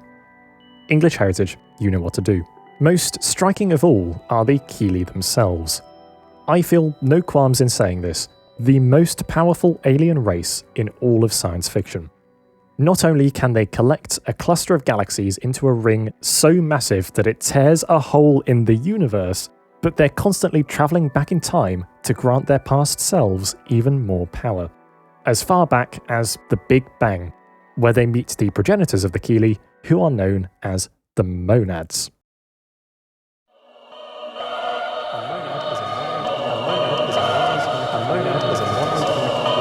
So yeah, the Keeley are cosmic horror on a different level. Humanity, suffering a serious bout of inferiority, develops into a galactic-scale slaughtering machine to challenge the Almighty. Generations are born, trained, killed, and sent back in time to be killed again, all to throw themselves against the wall of pointless death.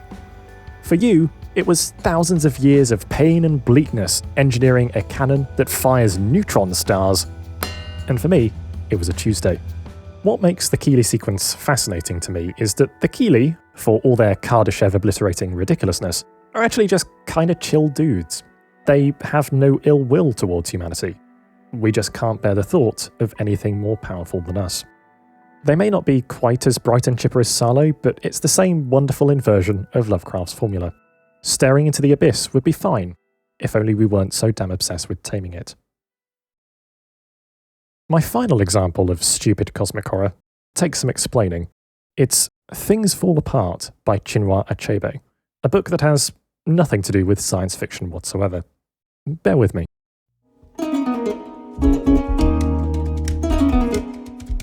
Things Fall Apart is notable for being one of the first explorations of life in pre-colonial Africa to be written in English by a descendant of African people. Achebe's novel presents the customs of Igbo culture, which are rich and contradictory and deeply human. Until the British Empire arrives when... well, you get the idea. There's been a fundamental assumption so far in all these visions of civilizational impotence. An assumption that only Western culture is grand enough to give readers whiplash when the rug's pulled. I, and statistically you, live in a world of Western hegemony. So if aliens were to destroy McDonald's, we'd find that chilling. Some random tribe in Africa, though, demonstrably less so. Things Fall Apart follows Okonkwo, a powerful and aggressive member of one Igbo village. Achebe describes his descent into tragedy as he fails to reconcile mistaken beliefs about his own masculinity with the world around him. His culture is shown in unapologetic detail, sometimes loving detail, sometimes critical. Either way, there's a lot of yams in it. Okonkwo's story ends with him disgracing himself while failing to rally his village against the encroaching colonisers. The British District Commissioner comes across the result, and the style shifts abruptly as we hear his inner monologue in the book's closing sentences. The story of this man who had killed a messenger and hanged himself would make interesting reading. One could almost write a whole chapter on him. Perhaps not a whole chapter, but a reasonable paragraph at any rate. After you immerse yourself in the depth of Igbo traditions and Igbo people for a whole book, this ending comes and slaps you round the face.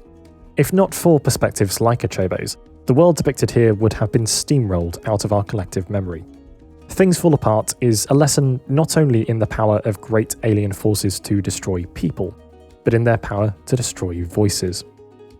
Incidentally, Vonnegut, a student of anthropology, was fascinated by so-called primitive people and the humanity a more technological society had taken from them. He even met both Achebe and other people of Igbo culture when he went to Biafra. And if you think I've pulled this colonial metaphor out of thin air, consider this. Cosmic horror arguably owes its existence to it. H.G. Wells' War of the Worlds, where aliens threaten to upend even the unstoppable British Empire, was inspired by fears of the British being on the receiving end of their style of cultural decimation. There are other examples. The Handmaid's Tale by Margaret Atwood throws a similar finishing move to Things Fall Apart. This story about a woman enslaved in a male-dominated theocracy ends with an epilogue from a future historian. A male future historian giving a lecture about the life of the main character, telling sexist jokes along the way. By post-chronicling their characters' lives through narrow, ignorant windows, stories like these frame the march of history itself as a kind of cosmic horror. It's important to remember that striving against insulting meaninglessness may be a novel concept for people like Malachi Constant or Winston Niles Rumford, or your average decently well-off straight white British man, but it's a fact of life for cultures already obliterated by unknowable, uncaring entities. Even Kurt Vonnegut, who championed the downtrodden more than most, still instinctively wrote lines like, "Everyone now knows how to find the meaning of life within himself." Himself?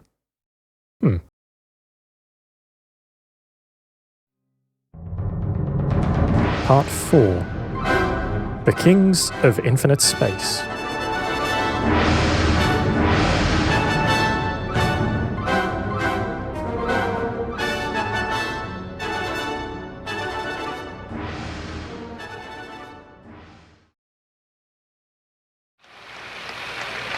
We choose to go to the moon in this decade and do the other things, not because they are easy, but because they are hard.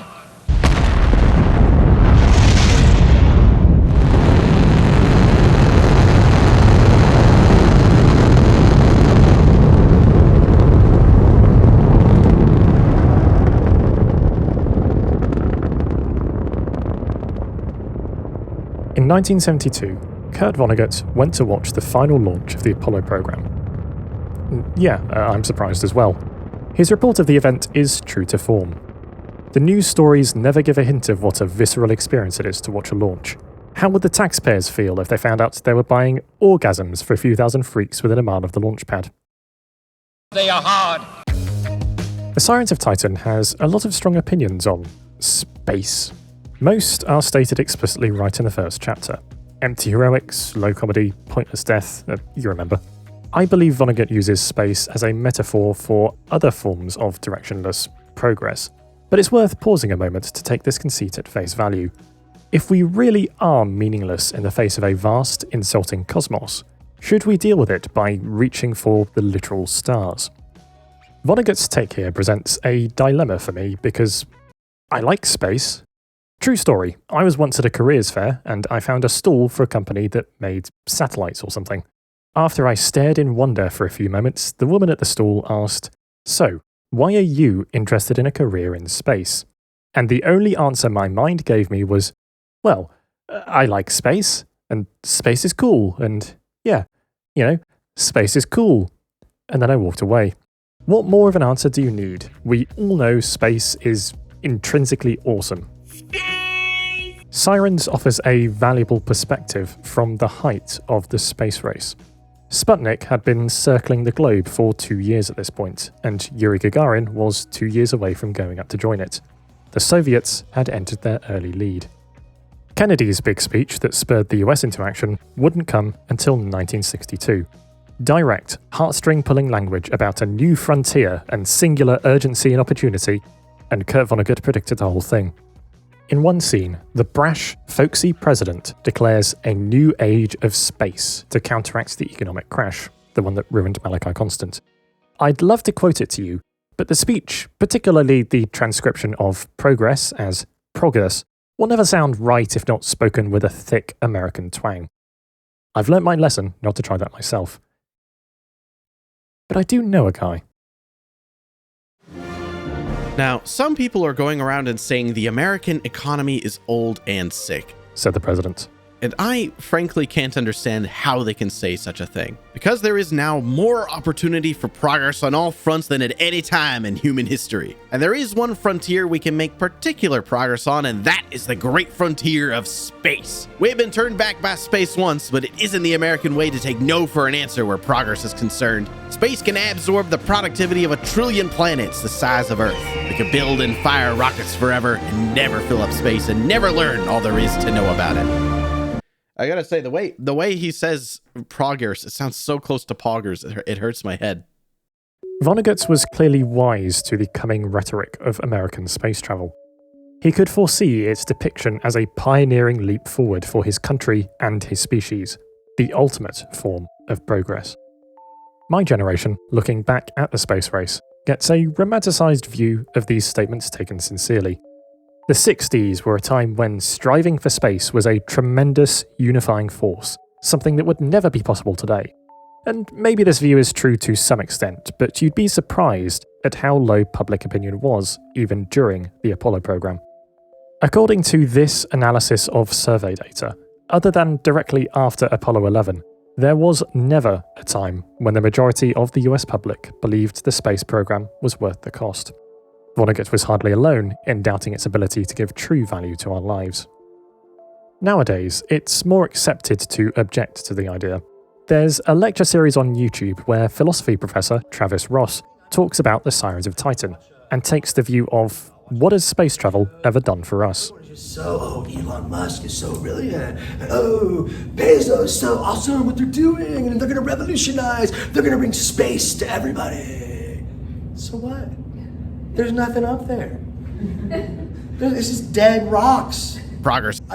He challenges the scientists in the room to name some benefit to firing rockets into emptiness, any breakthrough or invention that it's given us. My answer would probably be solar panels.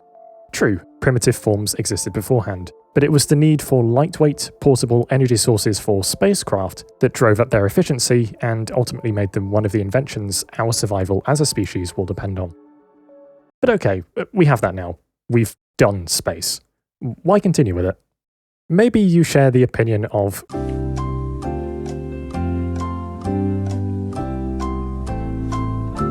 pop superstar Olivia Rodrigo, who gives this insight. This is a very oddly specific question that I ask guys on first dates. I always ask them if they think that they would want to go to space. And if they say yes, I don't date them. I just think if you want to go to space, you're a little too full of yourself. I think it's just weird. For many people today, space has become a symbol of excess. Pushing boundaries perhaps, but the wrong boundaries.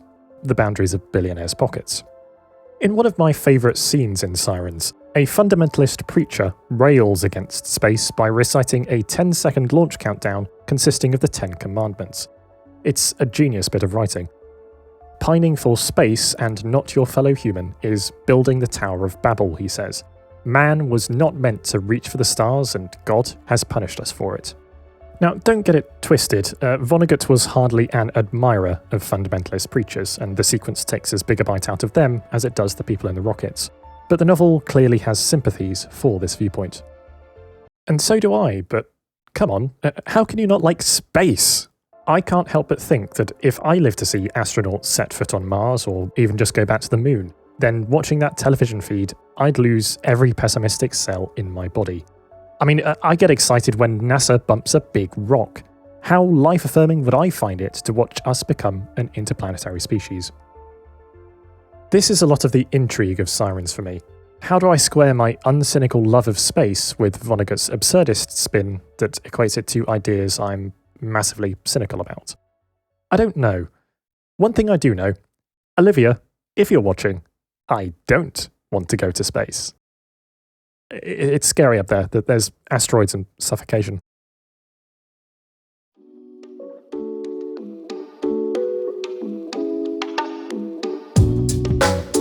In Sirens, Vonnegut's criticism of the need to strive for greatness in directions that don't mean anything is on full display. But it's not only surface level. One of its great achievements in my eyes is the way it tackles this idea more subtly, the way it subverts narrative structure itself. The usual video essay play at this point is to whip out John Truby or K.M. Weiland, and they're all well and good, but we already have our guide to character arcs right here. Stories have very simple shapes, ones that computers can understand. One of Vonnegut's most enduring contributions to culture is his theory on the shapes of stories. He described archetypes for the way good and ill fortune fluctuate in narratives, neatly summarized by eye-catching graphs. He even wrote about it for his anthropology thesis, which was rejected.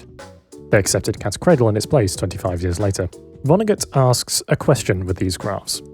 How representative are they of reality? Can Cinderella's happily ever after really happen? Shoe fits, and she becomes off-scale happy. Or should stories be more like Hamlet? The twists and turns of Hamlet, Vonnegut argues, are always ambiguous. No good news, no bad news, even in death. So it goes. Although I don't believe in heaven, I would like to go up to such a place once just to ask somebody in charge, hey, what was the good news and what was the bad news? A hurdle for many to overcome when reading Vonnegut is this rejection of conventional fictional lives. In Slaughterhouse-Five, all the time jumping mixes good and bad together into an inconclusive soup. In Dead-Eye Dick, the protagonist accidentally shoots a woman when he's a child and spends the rest of the story traumatized and doing nothing. In Breakfast of Champions, you're told the ending straight away, and the plot is nothing but pointless tangents on the way to fulfilling that ending. Vonnegut even makes the point explicit in Breakfast. I resolved to shun storytelling. I would write about life. Every person would be exactly as important as any other. If all writers would do that, then perhaps citizens not in the literary trades will understand that there is no order in the world around us. As one of his earlier novels, Sirens doesn't go quite that far. It does keep some secrets until its end after all, but it's still fascinating in its flatness. There's a recurring theme of expectations being built up and then falling apart. The invasion of Earth is a dud. The sirens are just statues. The meaning of life is a dot. Pointless journey to an unsurprising end indeed. But nowhere is this interpretation juicier than in the character arc of Malachi Constant. I believe Constant's life to be a magnificent subversion of the hero's journey. The hero's journey, for those unaware, is a pervasive theory in storytelling which insists that most great myths and legends follow the same basic structure. You have a hero in a familiar world who is thrown into an unfamiliar world for a quest that builds to a cathartic transformation of themselves into something greater. Now, as a connoisseur of slipping the hero's journey into places it shouldn't be, think about it, I can see how Constant's quest fits the hero's journey to a T. We begin in Constant's known world, Earth living a life of hollow debauchery. His call to adventure is the letter inviting him to Rumford's mansion, where he gets supernatural aid from Rumford. The Threshold Guardians are the two Martians offering him a new life on Mars after the stock market crash, and the Threshold itself is the crossing into space. In official terms, this threshold is called the Belly of the Whale, and Constant's rocket is called the Whale. During his gallivanting about space, Constant, now Unk, realizes his true drive, to find his friend, the one worthwhile thing in his life, Stoney Stevenson. His helpers and mentor could be a number of people. Boaz, B, Rumford, maybe even his own pre-memory wipe self. The abyss is Rumford's reveal that Constance strangled Stoney to death. But of course, that's no revelation to us readers.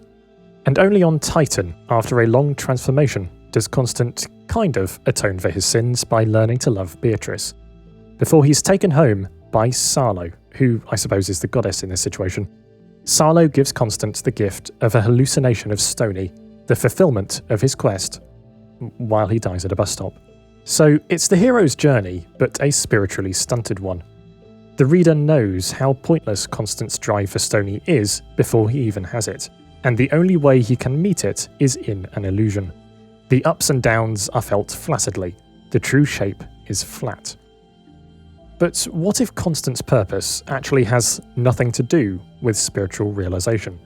What if the real motivation is something altogether more stupid? If you're the Tralfamadorians, Constance's quest is to deliver the replacement part. The drive to become a great part of history, the diversion from finding internal meaning in life, is UWTB. Aside from the part where Sarlo disassembles himself and Constance fails to put him back together for several decades, Constance completes this hero's journey with flying colours. Still don't believe me that Sirens is an intentional joke at the hero's journey's expense? Well, ask yourself, what is the poster child for the hero's journey? Really, the original quest. It's obvious to me. Every plot beat in Sirens is an Odyssey illusion, played straight or inverted to make an ironic point. Literary analysts often speak of a character's wants and needs. A character wants something, but over the course of a story discovers what they need, the truth the story tries to push that had once been hidden. But in Sirens, which is which? What was the good news and what was the bad news? Pfft, who knows? Sirens' postmodern Odyssey highlights the fantasy of greatness in stories. The suggestion that our lives will be complete the moment we make our mark on history. The moment we achieve infinite progress. Universal progress happens in directions and at scales that are alien to human understanding, and personal progress is a gimcrack religion that's patchy and hallucinatory.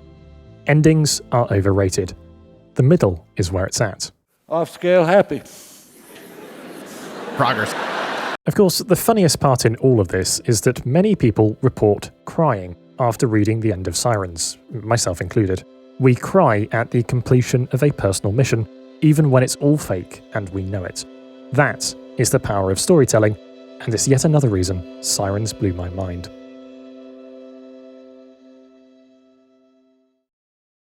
Here's another true story. One day in a school assembly, a teacher decided to play for us, on the big projector screen, the music video for Right Here, Right Now by Fatboy Slim.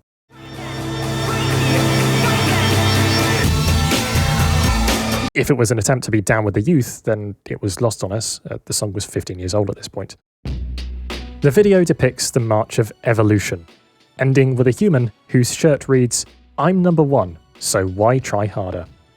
The message the teacher wanted us to take from the video was that even if we think we're the best we can be, we should always strive to be better. And hey, their message has stuck with me. Perhaps not for the reasons they hoped, but it has.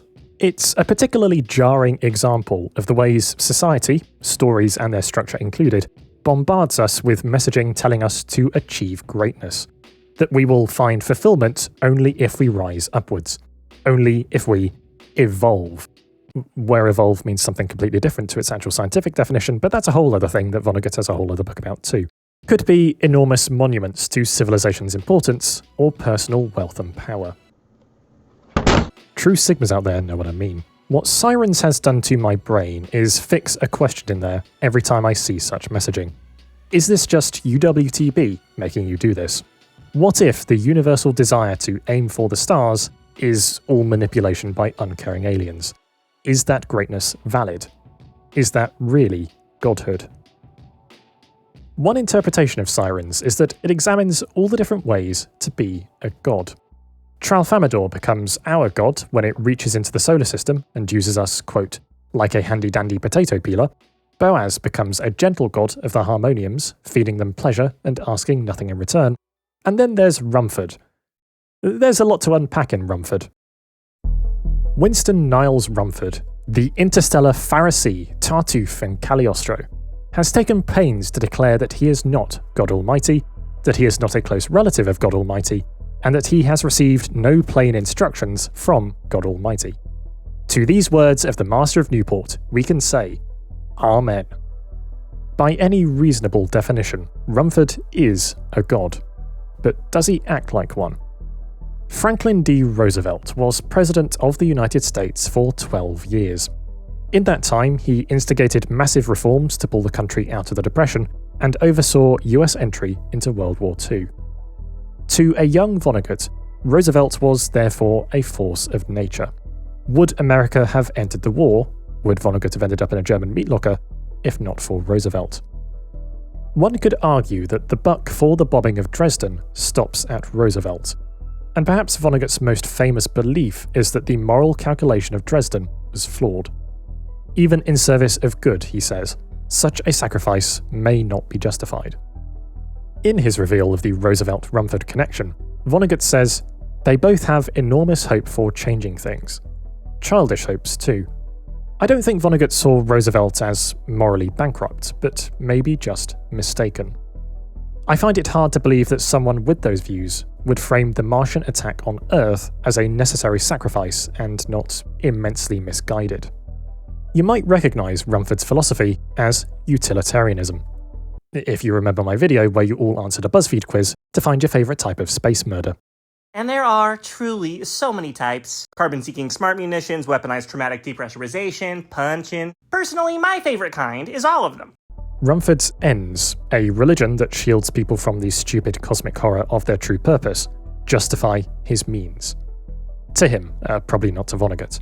An alien threat uniting a previously squabbling Earth is a common theme in sci-fi. You might see particular parallels here to Alan Moore's Watchmen. But Sirens is a farce on this idea. The invading force is pathetic, and it's only the shared guilt of defeating them that creates Rumford's intended outcome. It seems a notably cruel way to unite humanity. The means may be of a god who's not misguided, but actively malicious. This begs the question of how much choice Rumford had in those means. He certainly thinks the Tralfamadorians had complete control over his every step, but did they? I've seen the suggestion thrown about that Rumford, and even humanity, had more free will than it first appears. For instance, Rumford seems to take pleasure in seeing Beatrice go through the ordeal fate has chosen for her. He makes her a devilish figure in his religion, scolding her for her holier-than-thou attitude, and complains to Constant in private that they hadn't consummated their marriage. Is it possible that Rumford, despite seeing all of time and space at once, is making excuses by retroactively applying Tralfamadorian intention to events that were, in fact, a result of his intentions?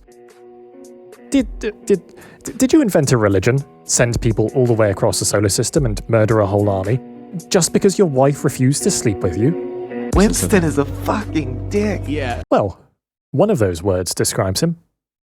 Not so much the other.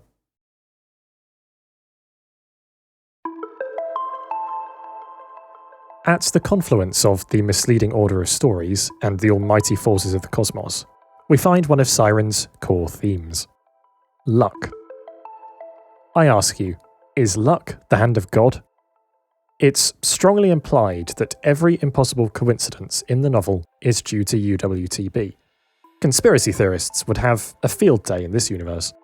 In this universe, lucky people really are chosen by God, no matter how much the Church of God the Utterly Indifferent tries to cover that up. I think in this respect, Vonnegut agrees with Rumford. Critiquing people who mistake the random fortune of the rich and successful for worthiness is very much aligned with Vonnegut's beliefs. And it's a delicious twist of irony to have a religion that worships random chance as random chance and not providence. Think about how intertwined these concepts are in our society. Need I only mention astrology?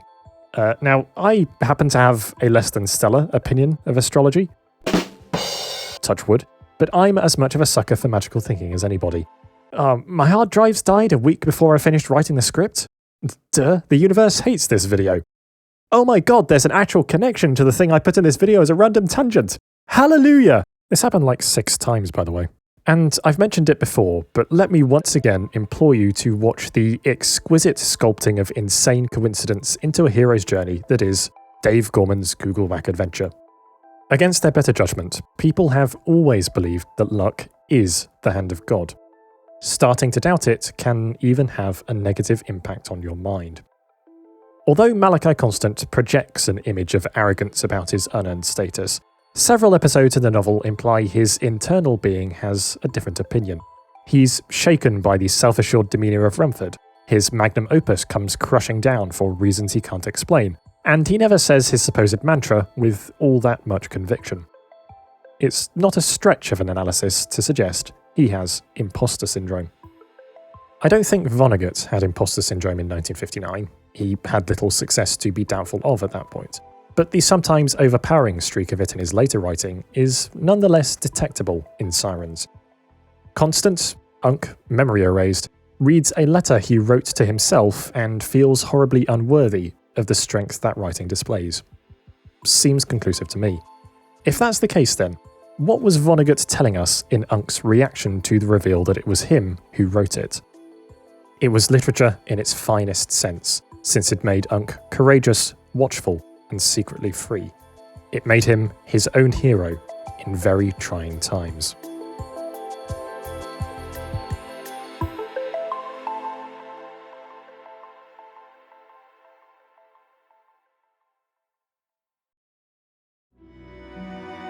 Part 5. How to Have a Soul.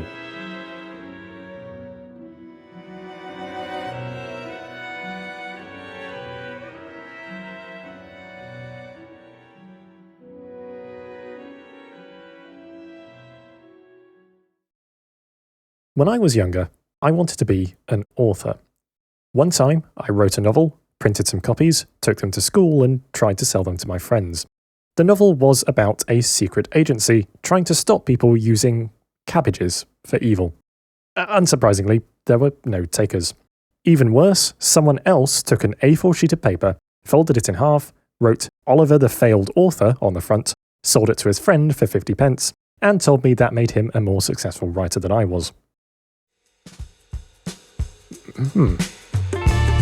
I swear, I was like the only one of my friends in school who didn't want to be a YouTuber when they grew up. This was all a horrible accident. What is it that makes people want to be a YouTuber? I can only imagine schools today are even more overtaken by the obsession than when I was young. Or maybe they prefer TikTok nowadays. Damn kids. A possible answer is that it's the most pervasive, flexible, and overwhelming form of self-expression that children are exposed to in the modern world. Anything can be refracted through the prism of internet video.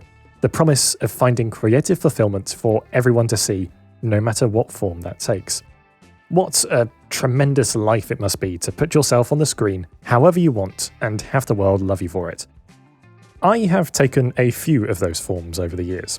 Originally, it was music, some for collaborative projects I was involved in, some for my own weird albums. But of course, it was the video essays, the novel of the social media era, that really blew up. I've spoken before about how this type of success is hard to slot into my head.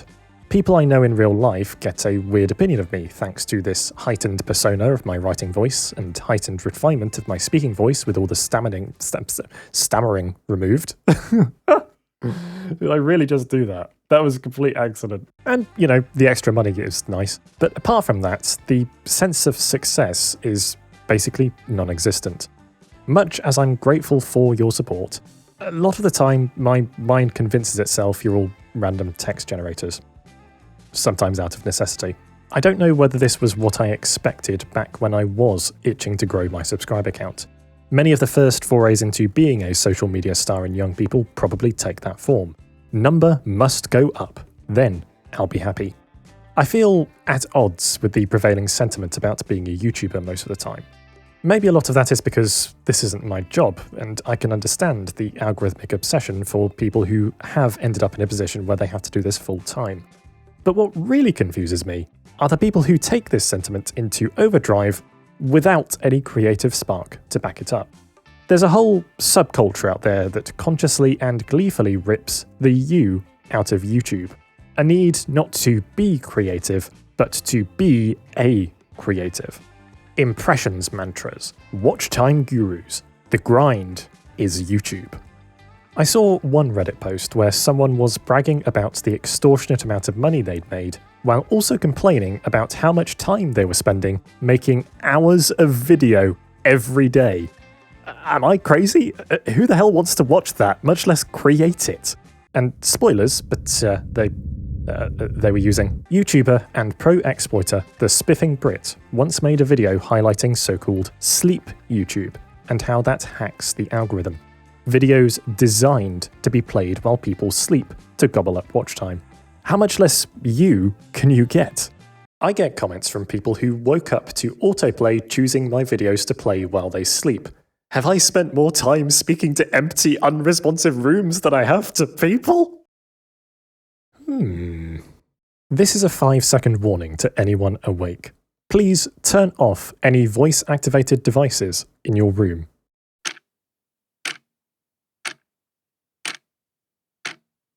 Alexa, play Never Gonna Give You Up. Alexa, loop this song. And analytics successfully destroyed. I mean, look at this. Are faceless channels really viable? I started a faceless YouTube channel about 2 months ago. I want to see what everyone's take is on faceless channels and whether or not they think it's a viable option for a scalable YouTube channel. Scalable? Are you making fun videos or designing a database architecture? There are a lot of large and successful faceless YouTube channels out there, like Lemino, Oliver Lug, and Salmonella. Turns out the original poster didn't just mean faceless, they meant Kurt Vonnegut, whose childhood took place during the Great Depression, lived long enough to see YouTube's childhood. It's frighteningly unlikely that he gave a damn about it if he knew it existed at all, but I wonder, what would he think of people interpreting broadcast yourself to mean whatever this is? Does the preeminent creative outlet for young people today count as art? What is art? How can one art? Well, I did maths at university, and like all people who did maths at university, I believe I'm the right person to answer these questions. Most people probably don't interpret Sirens as a parable for artistic purpose. It's a parable for many things after all. But if you're in the headspace I was in when I first read it, you notice the theme suffuses everything in the novel. If the cosmos doesn't care about us, and if we can't find value by pushing outward in any direction, is the meaning of life within ourselves creative aspiration instead? The novel's first reference to art details the art collection Malachi Constant inherited from his father. We're told the collection was built as a PR stunt for Magnum Opus Incorporated, to, quote, prove how generous and useful and sensitive billionaires could be. It's clear here that Vonnegut is critical of art made or deployed superficially, a claim reinforced when Constant debases the image of the sirens for cigarette ads. Okay, so art for money's sake is bad. Big whoop. What else have you got? In the final chapter, on Titan, Constant, Beatrice, and Chrono each embody a possible way to find meaning in oneself. Despite the novel's aversion to clean endings, I think it's arguable that Vonnegut frames the solace the characters find here as a kind of truth of the universe to cobble together from the wreckage. Let's start with Beatrice. Beatrice begins Sirens as the anonymous writer of some books of poetry, an interest that continues even after multiple memory wipes when she becomes the only poet on Mars. On Titan, with Rumford zapped out of existence, she moves into the now-decaying replica Taj Mahal. She sets about writing a book titled The True Purpose of Life in the Solar System.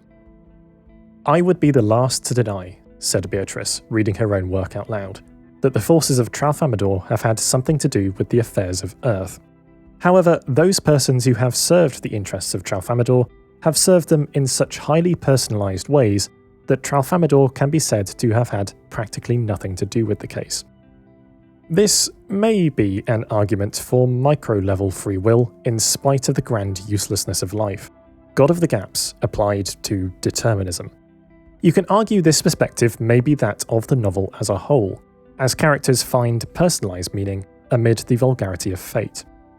Beatrice's argument, though, is undercut when Vonnegut describes how the manuscript occupies 38 cubic feet of the palace, and its only audience, Constant, doesn't care about listening to its contents, suggesting it's a clumsy, rambling vanity project that doesn't result in any decent arguments. Chrono's denouement is the opposite of Beatrice's aristocratic delusion. He becomes a bird. Living among the titanic bluebirds, he builds shrines. It's unclear what or how he worships, but the novel finds it noble regardless. Part of Constant's discovered purpose becomes distant maintenance for these shrines, in which he builds a spiritual connection to his son. He also tidies the Taj Mahal for Beatrice and does his best to fix Sarlo, though we've already seen how pointless that was. In all these efforts to improve the lives of the other inhabitants of Titan, Constant is, through aesthetic means, exemplifying what he tells Sarlo is his eventual answer to the meaning of life. A purpose of human life, no matter who is controlling it, is to love whoever is around to be loved. Perhaps not that original. If a lot of people love each other, the world would be a better place to live. But cut the man some slack, he'd had every other purpose in life taken from him. Although the endings for these characters seem to support Beatrice's argument that small, personalised acts are the only valid response to having no meaning, it's the fate of two other characters that I find more interesting, and these twist that perspective towards the explicit involvement of art. The Earthlings behaved at all times as though there were a big eye in the sky, as though that big eye were ravenous for entertainment. The big eye was a glutton for great theatre. The big eye was indifferent as to whether the Earthling shows were comedy, tragedy, farce, satire, athletics, or vaudeville.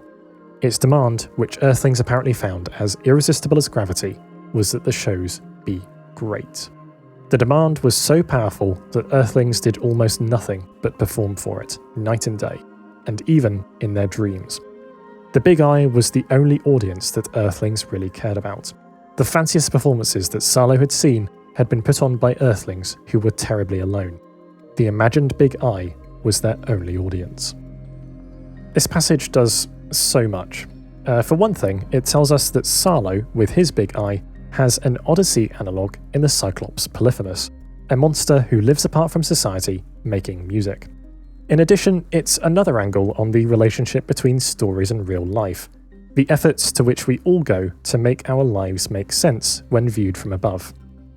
But isn't the big eye also a wonderful encapsulation of life in the internet age?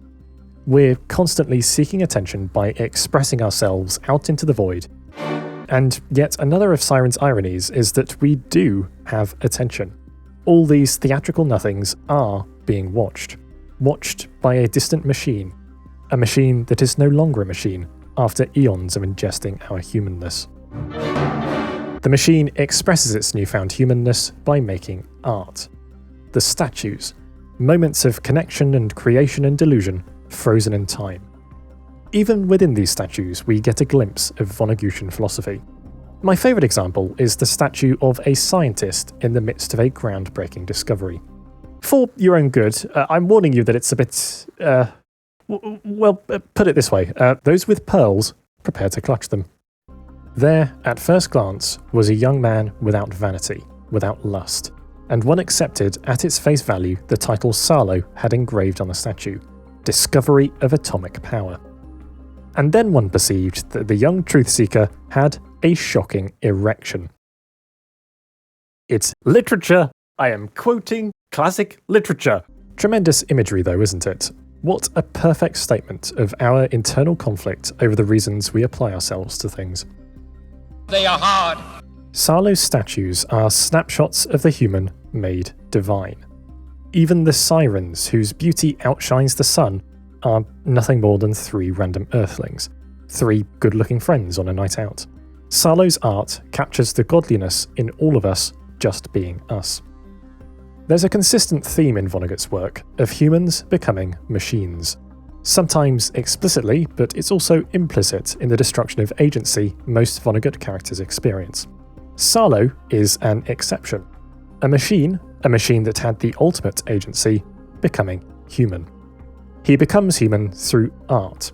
Art which has no audience but him, and reduces him to the neurotic freak who goes against his programming and tears himself to pieces. Despite the aesthetic dignity his work ascribes to its subjects, Sarlo has been made fallible by art. It made a machine experience the terribleness of being alive. Perhaps great art and great human meaninglessness go hand in hand.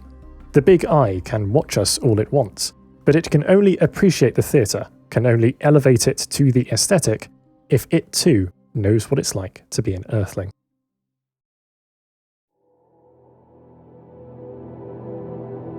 The planet Mercury sings like a crystal goblet. It sings all the time. One side of Mercury faces the sun. That side has always faced the sun. That side is a sea of white-hot dust. The other side faces the nothingness of space eternal. That side has always faced the nothingness of space eternal. That side is a forest of giant blue-white crystals, aching cold. It is the tension between the hot hemisphere of day without end and the cold hemisphere of night without end that makes Mercury sing. Vonnegut was never one for long paragraphs, yet even by his standards, this cascade of jabbing declarative clauses comes at you like a boxing match. Soon you're on the floor admitting defeat. Vonnegut knows the truth about the universe. The stylistic shift in the chapter on harmoniums, Mercury's music-loving wall-dwellers, provides a rare sense of philosophical finality in a book that's on a mission to avoid it. Are harmoniums the perfect life form? They have no desire to strive, no worry for their insignificance.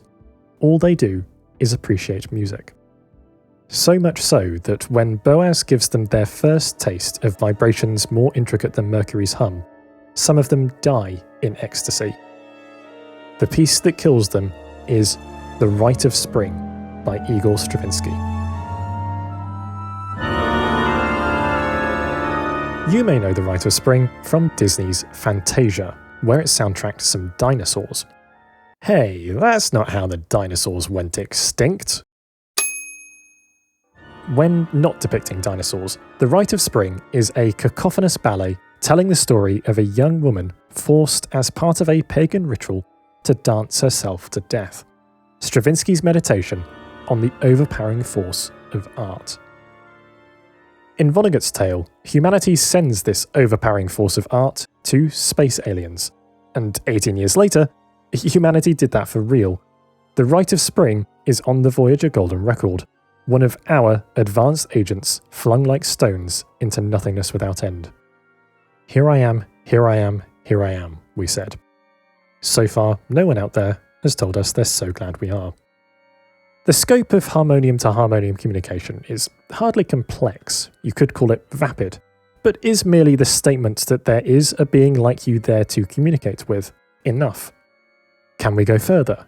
If all creative expression humans have ever struggled for means nothing but greetings, maybe greetings is the only thing we can say, the only thing worth saying, the only thing that proves we have a soul. It's trite, it's unoriginal, it's laboriously made, but hey, that's self-expression. In stripping the meaning anything can express down to just that and devoting themselves wholesale to music, the harmoniums instead embrace art for art's sake. Like the big eye, they don't care what theatre they're given, they just want a grand sensation. Is all this meant to suggest that we too can weather the horror of fate if only we devote ourselves to aesthetic pleasure? It's a captivating argument, and it seems a noble one when Vonnegut name drops supreme creative achievements like The Rite of Spring or the 1812 Overture. But here's a poisonous thought. Nothing about this setup, harmoniums feeding on pattern vibrations and achieving nirvana, requires those vibrations to be any good. Imagine dying in ecstasy by listening to, I don't know, Baby Shark? That's a supreme creative achievement by a metric. The metric everyone seems to think matters. Okay, side note, I wrote this joke on the premise that Baby Shark and The Rite of Spring are as different as it's possible for two pieces of music to be. But then I realised Baby Shark's intro explicitly quotes the theme from Jaws, and the theme from Jaws is so obviously inspired by The Rite of Spring that some people think it's a rip-off. The Rite of Spring gave us Baby Shark. Is not a sentence I ever expected to say. Stravinsky Shark. Dun, dun, dun, dun, dun, dun. Wait, someone already did that joke? Oh. Are we ever going to send Baby Shark out into space as a statement of human artistic prowess? Probably not, but the harmoniums would like it either way. Maybe uncritical hedonistic bliss isn't all it's cracked up to be. So what stands in the way of the harmonium's poor taste? Boaz does. Boaz finds his meaning in life by feeding the harmoniums good music and saving them from their own overindulgences. He stops them getting too close to the speaker and is devastated each time he drops his guard and allows some to die. The completion of his arc from commander who zaps his cohort's brains for fun to benevolent lord of simple creatures is heart-wrenching. I found me a place where I can do good without doing any harm, and I can see I'm doing good, and them I'm doing good for know I'm doing it. And they love me, Unk, as best they can. I found me a home. Boaz, though, did not decide the repertoire of his concerts. He plays masterpieces because that's all he's been given in the spaceship's music library. Who really curated the playlist? Who else but Winston Niles Rumford? Vonnegut tells us how he put more effort into the Martian war machine's music than its armaments. The Army of Mars arrived with 300 hours of continuous music and didn't last long enough to hear the minute waltz to the end. What strange priorities this man has. It's yet another of Rumford's absorbing contradictions and raises the question of artistic control. Is art really worth anything if an almighty entity forces it upon us instead of letting us make the choice ourselves?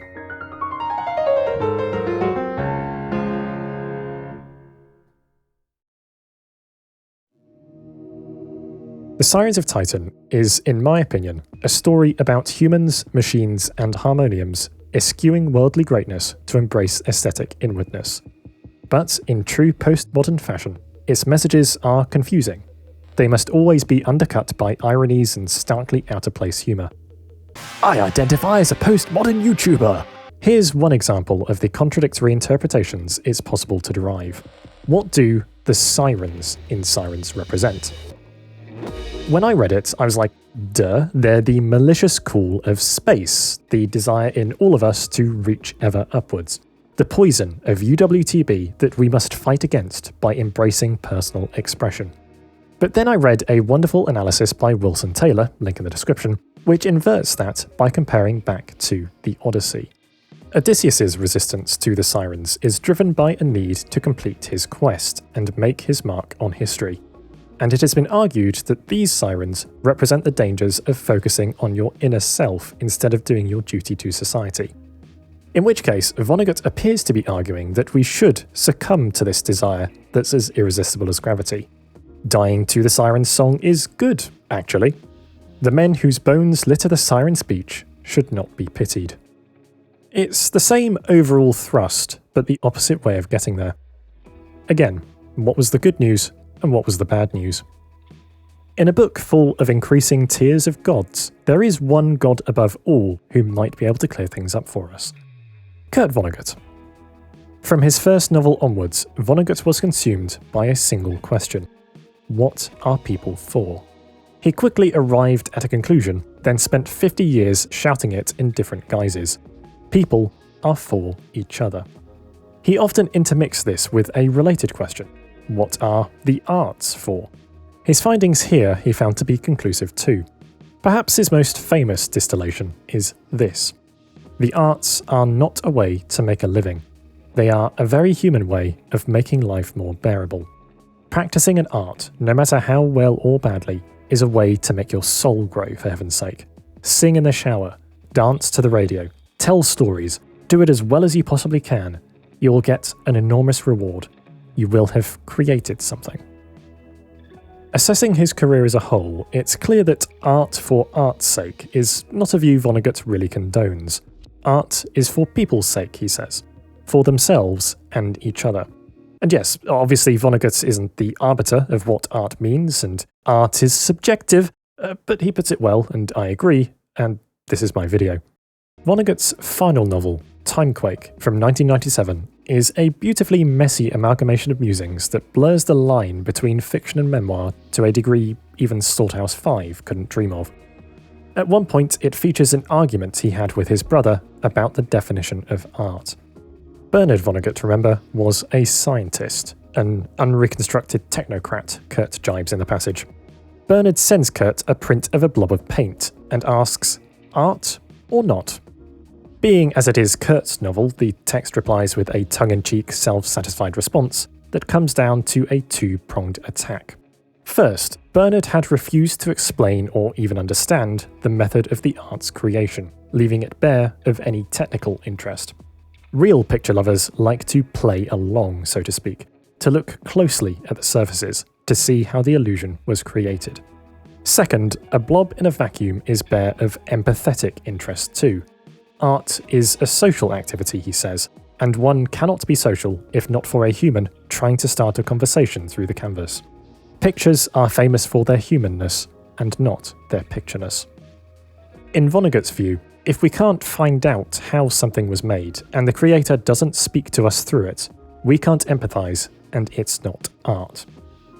For a fuller serving of these themes, Vonnegut gave us Bluebeard in 1987. Bluebeard is the story of painter Rabo Karabekian.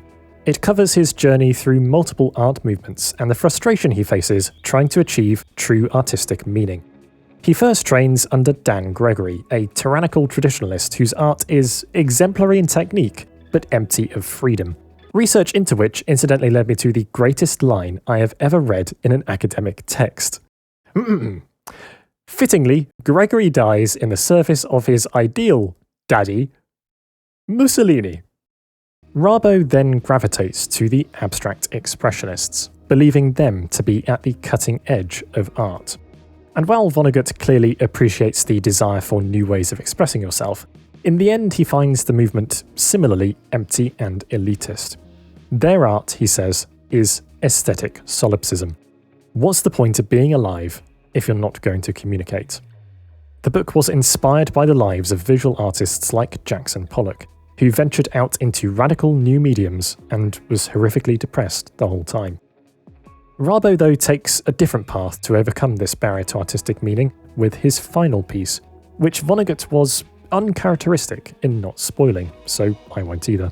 The piece is absurdly communicative, absurdly honest, and realised in absurd detail of empathy for humans.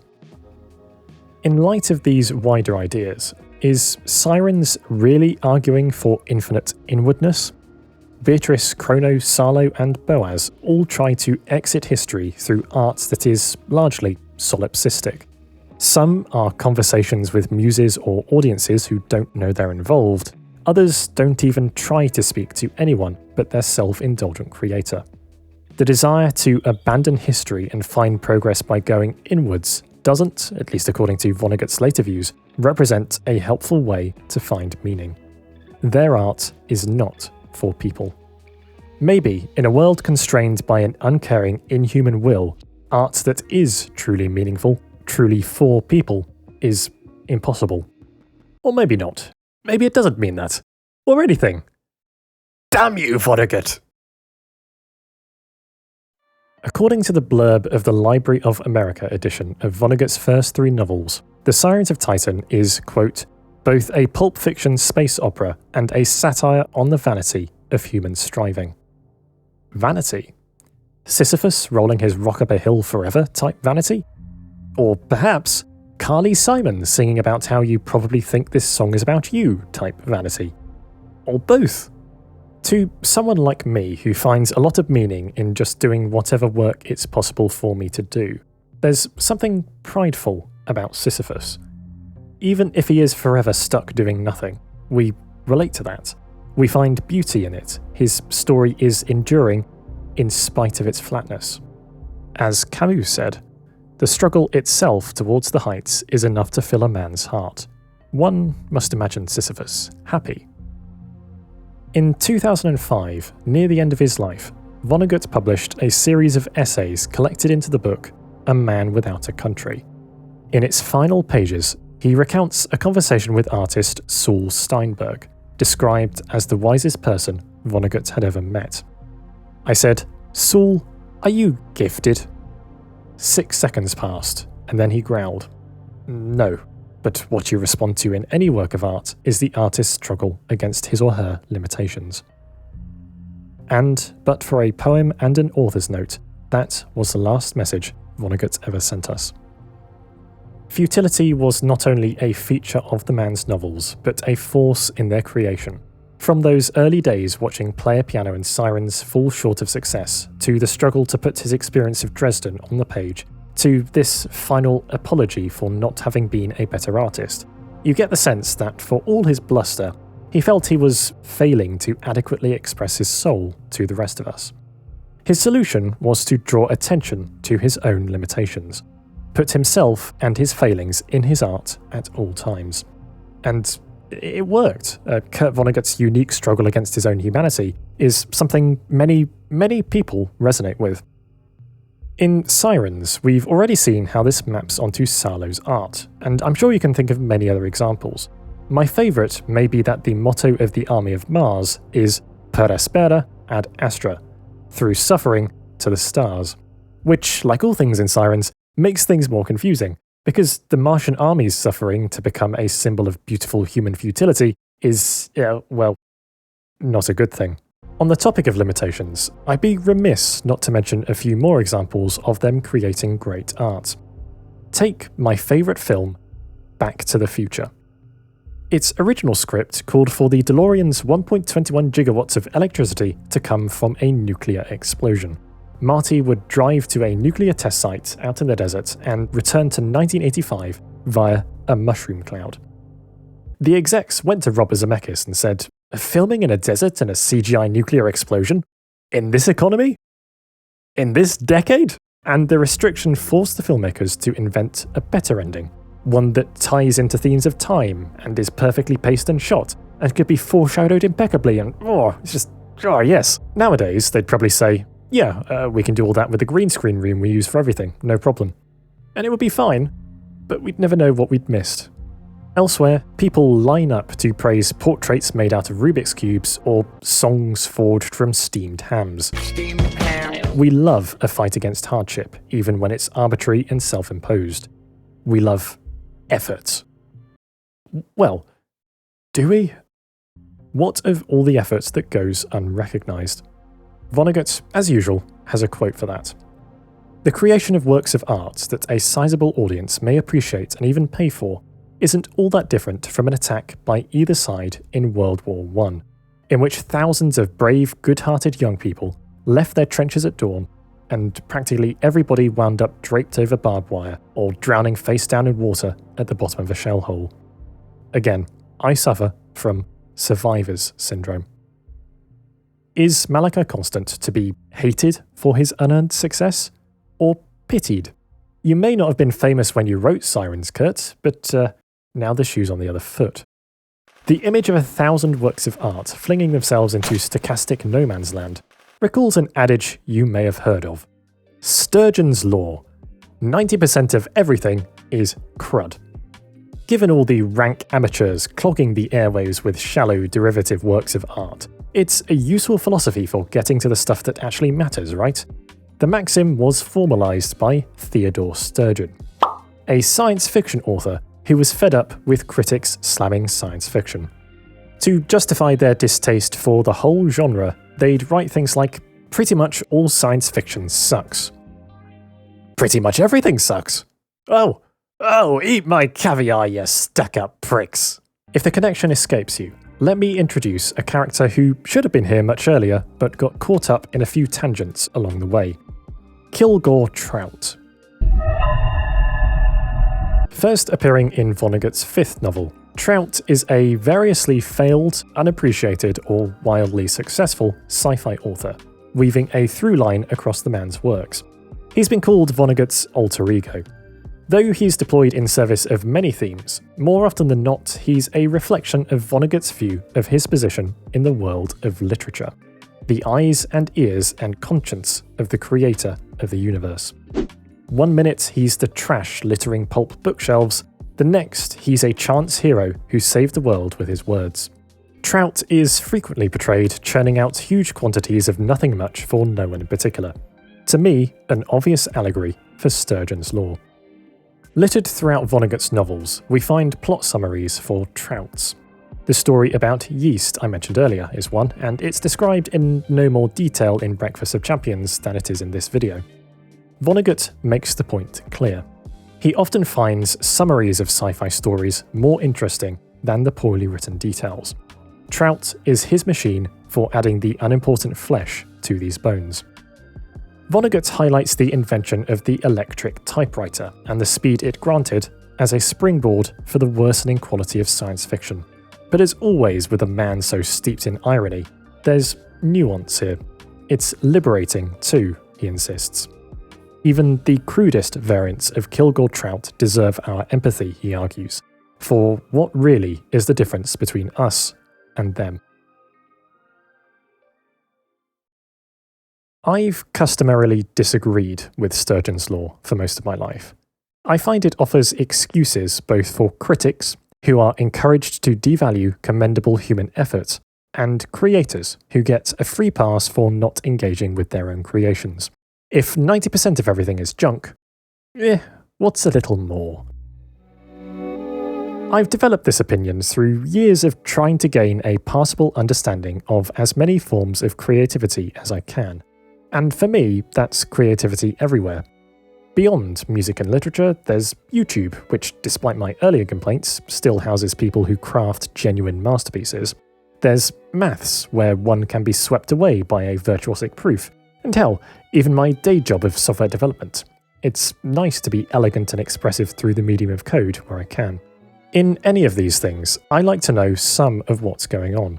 The only way to break down the ivory tower is to try climbing it.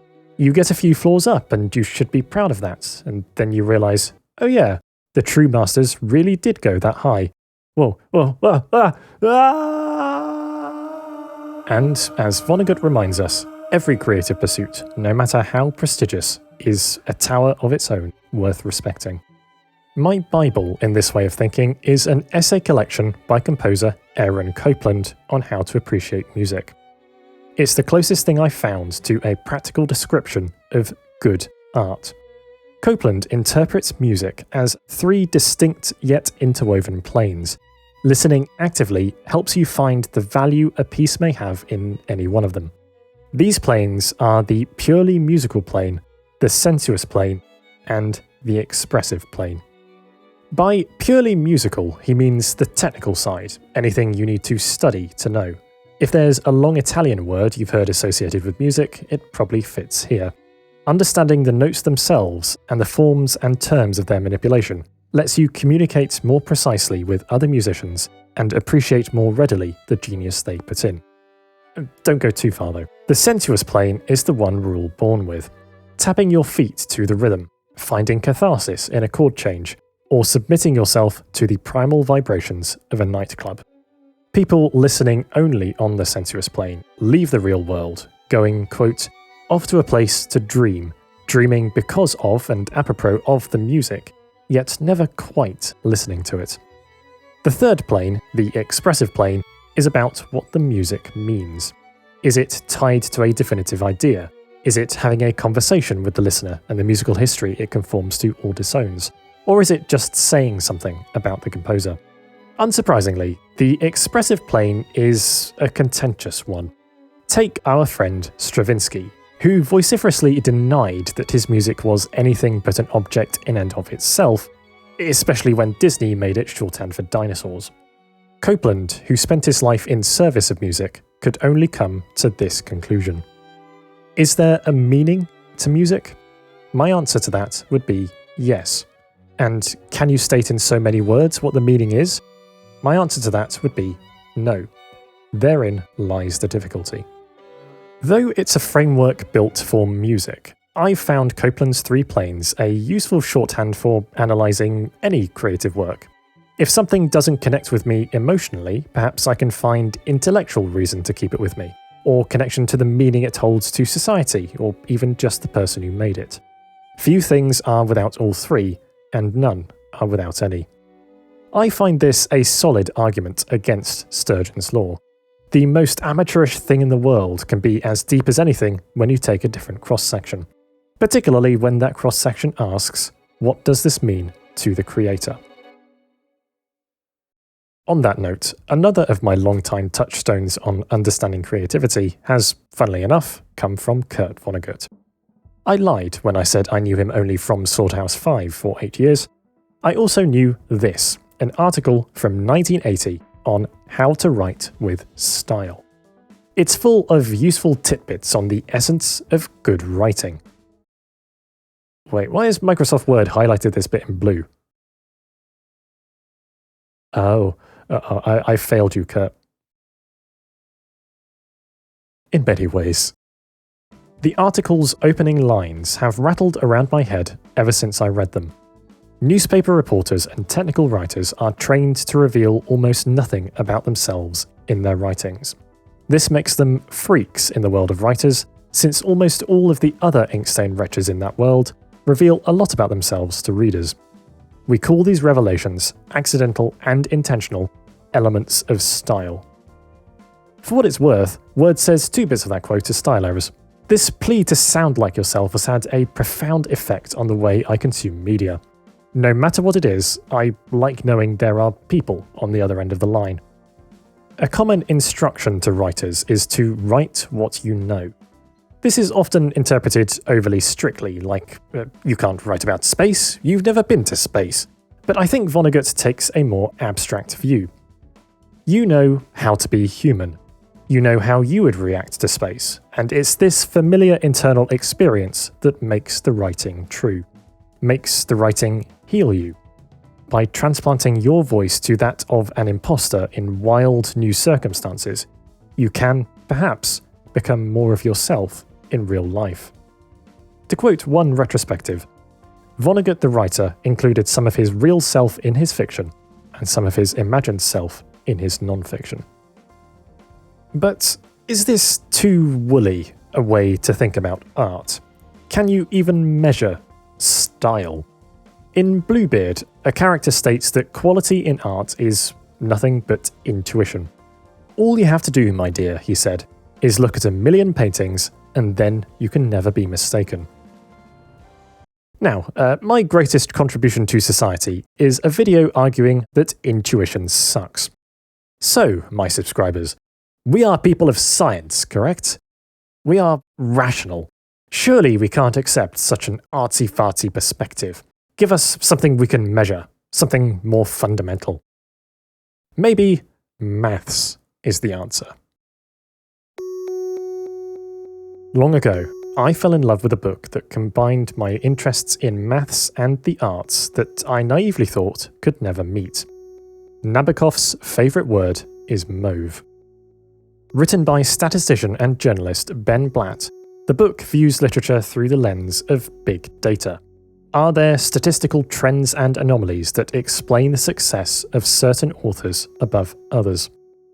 Blatt opens with an anecdote about the Federalist Papers, a series of semi-anonymous pamphlets written by a few American founding fathers. For 200 years, the true authorship of many was unknown. Was a given paper by John Jay, James Madison, or Alexander Hamilton? In 1963, 2 statisticians came forward with an answer. By leveraging the power of probability, they claimed to have identified the style of each writer. Analysts today believe they were correct and ahead of their time in applying such techniques. With a similar armory of frequency analysis, Blatt extracts the mathematical truth behind literature. Stephen King, pretending to not be Stephen King, writes like Stephen King. American authors of Harry Potter fanfics overuse the word blimey because they think it makes them sound British. And Kurt Vonnegut absolutely murders every other author when it comes to the frequency of their most repeated sentence. So it goes. Blatt's analysis reveals that Vonnegut is a general master of anaphora. Anaphora is the repetition of word sequences at the start of neighbouring clauses. Something like, "That's how you do it, Kurt. That's how you sound like yourself." The Sirens of Titan comes 8th out of 1,500 books analysed in frequency of 2-word anaphora.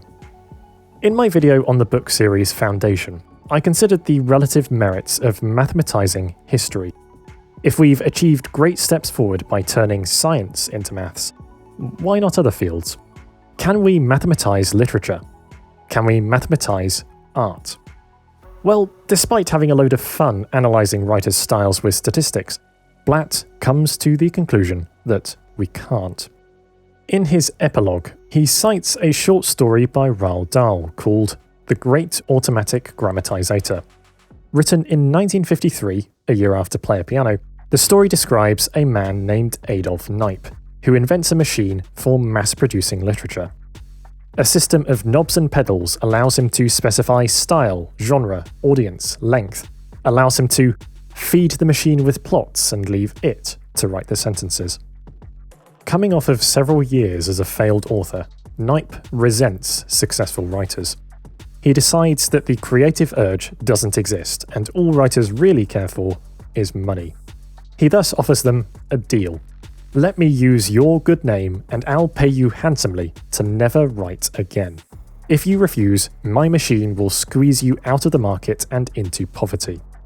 Some writers violently reject the suggestion, but plenty, through necessity or otherwise, are more than willing. Blatt's belief is that, while we shouldn't overreact when we see numbers next to art, this kind of extreme is both undesirable and unrealistic. Even today, more than 60 years after The Great Automatic Grammatizator was published, the concept is far-fetched science fiction. Nabokov's favourite word is mauve was published back in 2017, but its prediction has stayed true in all the time since. There have been no great advances in automated storytelling since then, and we've all decided to focus on our inner selves instead. We all lived happily ever after.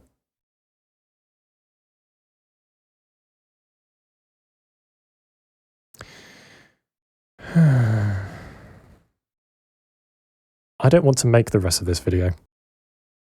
The rest of this video is why it's taken me 2 years to get here.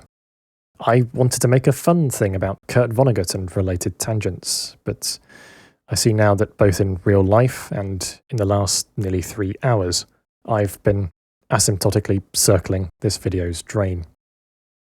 I don't want to make the rest of this video.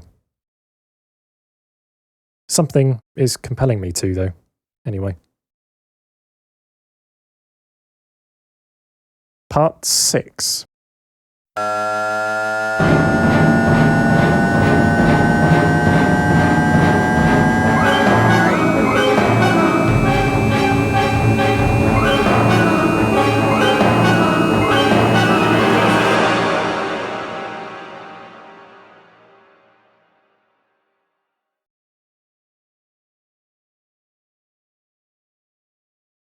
I remember the day the switch flicked in my mind. The day artificial intelligence stopped being science fiction. It was a day in November 2022, and if you know your stuff, you're probably thinking, aha, he means the 30th of November. That was the day ChatGPT was released. But no, my moment of AI revelation came 8 days earlier, when Meta, the people behind Facebook, announced Cicero. To explain Cicero and why it had such an effect on me, I need to, for maybe the 5th time across all my videos, explain the board game Diplomacy. Oh, come on. Can't you go 2 videos without mentioning Diplomacy? Nope. Diplomacy is a board game invented in 1959 by Alan Kalhammer. In Diplomacy, 7 players gather around a map of Europe to backstab each other for anywhere between a few hours and 3 years. The rules of Diplomacy are simple. Armies and fleets move around the board and fight each other in extremely constrained ways. There are no cards, no resources, nothing but the pieces and the map. A paradigm of strategic purity on par with chess. Diplomacy derives its enduring depth from the human element on top of that. Players must write down their moves for a turn and keep them secret until revealed simultaneously. The result is Realpolitik, the game. Promises and threats are non-binding and are only as good as the rhetoric with which they are argued and the violence they risk inciting. That's why you betrayed me in Belgium! That's why! Oh, kidding me? Oh my god. I love diplomacy, as you're all probably tired of me reminding you. But did you know that there's a parallel universe where the classic war game invented by a Midwesterner in the late 50s came from someone else? As you may remember from 2.5 hours ago, Jesus, in his wilderness years between Player Piano and the Sirens of Titan, Kurt Vonnegut invented a board game. GHQ is an anomaly by his standards in that it seems mildly enthusiastic about war. They could use it for teaching at West Point, he said.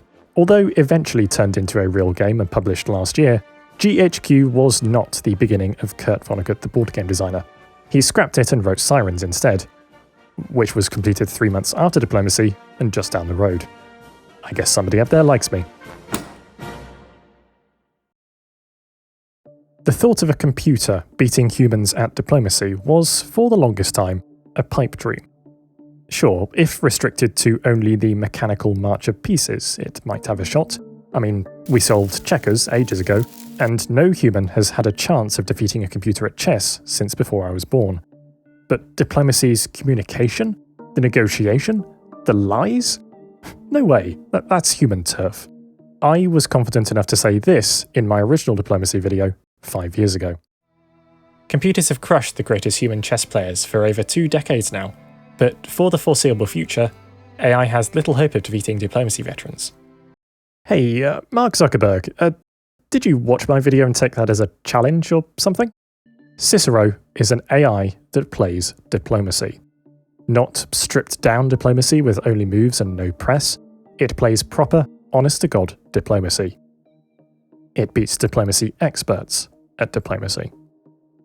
An anonymous player named Franz Brozif joined an online tournament and, through the joint powers of tactics and written persuasion, topped the scoreboard against diplomacy specialists.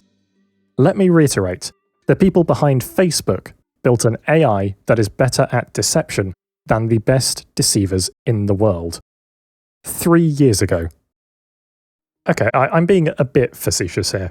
The tournament was in blitz format with 5-minute turns, far from enough time for truly in-depth negotiations. And it wasn't a walkover. Cicero collapsed in plenty of games. Maybe its win was a fluke. It's also easy to exploit if you know it's a bot. It's 3 bots in a trench coat, in fact. Thrice the opportunities to mess with it. Still though, the machine speaks. It passed undetected, lived among the players as a thinking, negotiating, backstabbing human. Beneath the press releases and general bluster, what really shook me that day was seeing the model's text output. Innocuous sequences of characters in any other context. One in particular has stuck with me, has become my mind's recurring spectre for everything AI I have seen since. It was a response Cicero sent during testing after its infrastructure went down for 10 minutes. How would the model explain away its sudden extended disappearance? How would it hide its mechanical failing within human terms? It said, "I am on the phone with my girlfriend." I had 2 thoughts when I saw this. 1, this robot is getting more action than I am. And 2, nothing is ever going to be the same again. Anyway, a week and a bit later, OpenAI released ChatGPT and conversational AI went mainstream, and then... yeah. Welcome to the age of AI. Yay. I'm sure you're fed up with hearing complaints about AI. That it makes horrendous mistakes, that it was trained on copyrighted works, that it's making the internet unusable, that it's destroying the environment, that it's pushing teachers to their wits' end from all the cheating, that its training data was labelled by people with unreliable job security under constant surveillance, that it could only produce safe outputs by having people in impoverished countries watch distressing material, that it's supercharging misinformation campaigns, that it's creating a post-truth world of deepfakes, that it's substituting real relationships with chatbots, that it's breeding cults who think they're talking to God. But look, these are all extremely tangible problems. My focus today, though, is on something wholly intangible and thus much harder to write a video essay about. Why have I done this to myself? Much of the reason it's taken me so long to get here is that I've gone back and forth on the tone a lot. Like, where do I even pitch this thing? I mean, internally, I'm up here, but I know how the internet works. I know that will galvanize a subset of my audience and fall on completely deaf ears for everyone else. I'd like to present things thoughtfully, but that's hard for a hot-button topic that's susceptible to the echo-chamberist echo chambers that have ever echo-chambered. It's almost like there's a technology around that can string together plausible-sounding counter-arguments to anything you want. On one extreme, you have people convinced the largest bubble in history is about to burst any day now because AI companies require more money than anyone has ever raised to not go bankrupt. And on the other, you have chains of tweets hyping up the latest model as 1,000,000 times better than the last one, which include a graph like this and caption it, "What does it feel like to stand here?" Or here. Or here. No, I'm sorry. That was a cheap shot. I will try to avoid doing any more. One thing AI has mastered is making you feel correct for holding the beliefs you already hold. I'd like to do my best to avoid that, which is why I'm reining myself in a bit. Even though Kurt Vonnegut would have nuked the topic from orbit. AI could mean any old algorithm, whereas the flavour that now holds the world in its grip is machine learning. How to build a machine learning algorithm in 15 seconds. Scaffold a system of weighted connections which takes an input and produces an output, initialize those weights to random values, throw the whole internet at the network as training data, with or without manual labels, and have the network adjust its own weights until it starts producing outputs that match the training data, using linear algebra so diabolical it can wake the ghost of Gottfried Leibniz. Why have you forsaken me, linear algebra? You used to be cool! The key point is that humans design only the setup to facilitate learning. What is actually learnt is a mystery. Any intelligence the system has is emergent and can't be inferred from the fundamental building blocks. Within machine learning, the star attraction at the moment is generative AI. And for generating anything that appears in a sequence, such as, words, we have large language models. LLMs used to be hamstrung by an inability to remember large-scale structure. Until 2017, when researchers at Google discovered that the secret to sounding human is selective lapses in concentration. Since then, the tech giants have thrown insane resources into architecting and training their own models. Mostly for nothing, because ChatGPT got there first and slapped up all the brand recognition. LLMs aren't the be-all and end-all of machine learning. Some generative systems right now are different, others someday may be more different.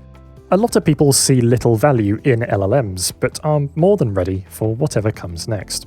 I'm using LLMs as my scapegoats because, well, that. And also, there's something about language specifically that strikes me. But I guess fair warning from here on out that I may be a bit imprecise with what I mean by AI. Machine learning has done a lot of unequivocal good. Its applications in medical imaging have saved lives, for instance. And even in spite of my feelings on where we've ended up, I admit the technology itself is cool. My flatmate in uni did his dissertation on training a recurrent neural network to deduce laws of motion from the behaviour of physical systems. A big part of my brain is in awe of that. But even if you are pro-AI everything, there are, at best, questions to be asked.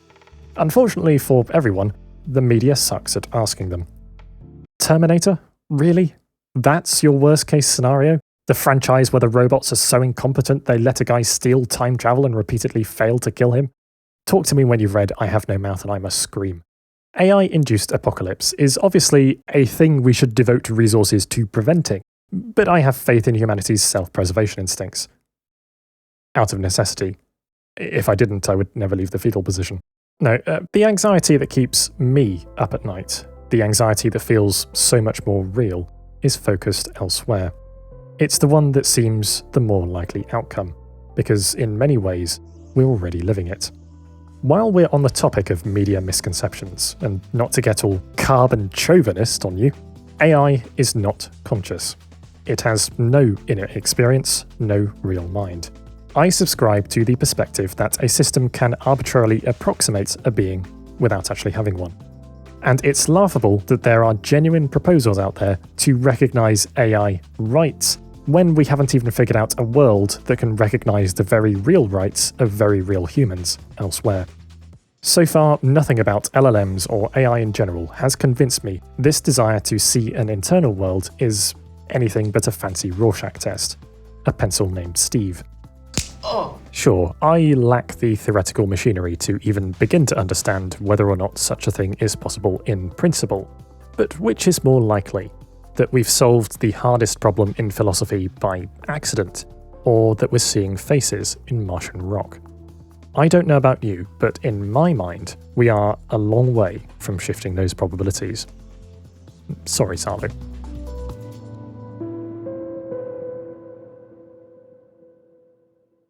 In the interest of fairness to LLMs, I went native. Conscious or not, I see it now. These things are scary powerful. All it took to overcome my prejudices was creating my own LLM.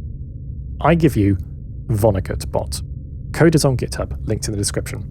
Vonnegut Bot is an LLM trained to be a better Kurt Vonnegut than Kurt Vonnegut. I didn't believe such a thing was possible, but it is. I'm stunned. Look, if I just give it a prompt, like, write me a story, then honestly, it really takes the ground out from under you. Okay, here we go. Prepare to have your understanding of creativity destroyed and... Oh, great. I optimized the wrong metric again. Anyway, if you'd like to invest... In my line of work as a software developer, the most frequent criticism I hear of artificial intelligence is that the intelligence part is often lacking.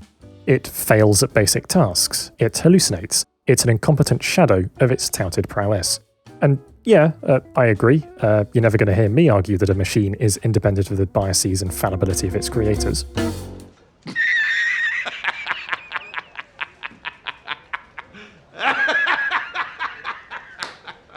LLMs in particular are trained only to look correct. A sequence of output tokens being correct is, in a sense, a series of accidents that we're all victims of. I get a decent amount of schadenfreude anytime I see AI fail. Whether that's two automated cars crashing into each other, or a real photo winning an AI art competition, or a content generator thinking that 5D diplomacy with multiverse time travel is, quote, a new frontier in game development and AI strategy. Similarly, someone cloned the store page for Thrive, and the LLM they got to write the description invented fake bugs. Man, this cosmic horror really is stupid. The flaws in AI's outputs are often the most interesting part about it. Hey, what do you respond to in any work of art is the artist's struggle against their limitations. But I think getting hung up on accuracy is missing the point. People are quick to point out that the technology is advancing, and perhaps it's foolish to assume the errors will always be so damning. It might be fun right now to dunk on these statistical blenders wafting in the direction of competence, but I learnt long ago not to assume their limits. Though I have to contend that something is fishy when 3 years into the promise of exponential gains, the use case that AI hype people still lead with is writing emails. That's a $500 billion valuation right there. My argument in this video is not about what AI can do.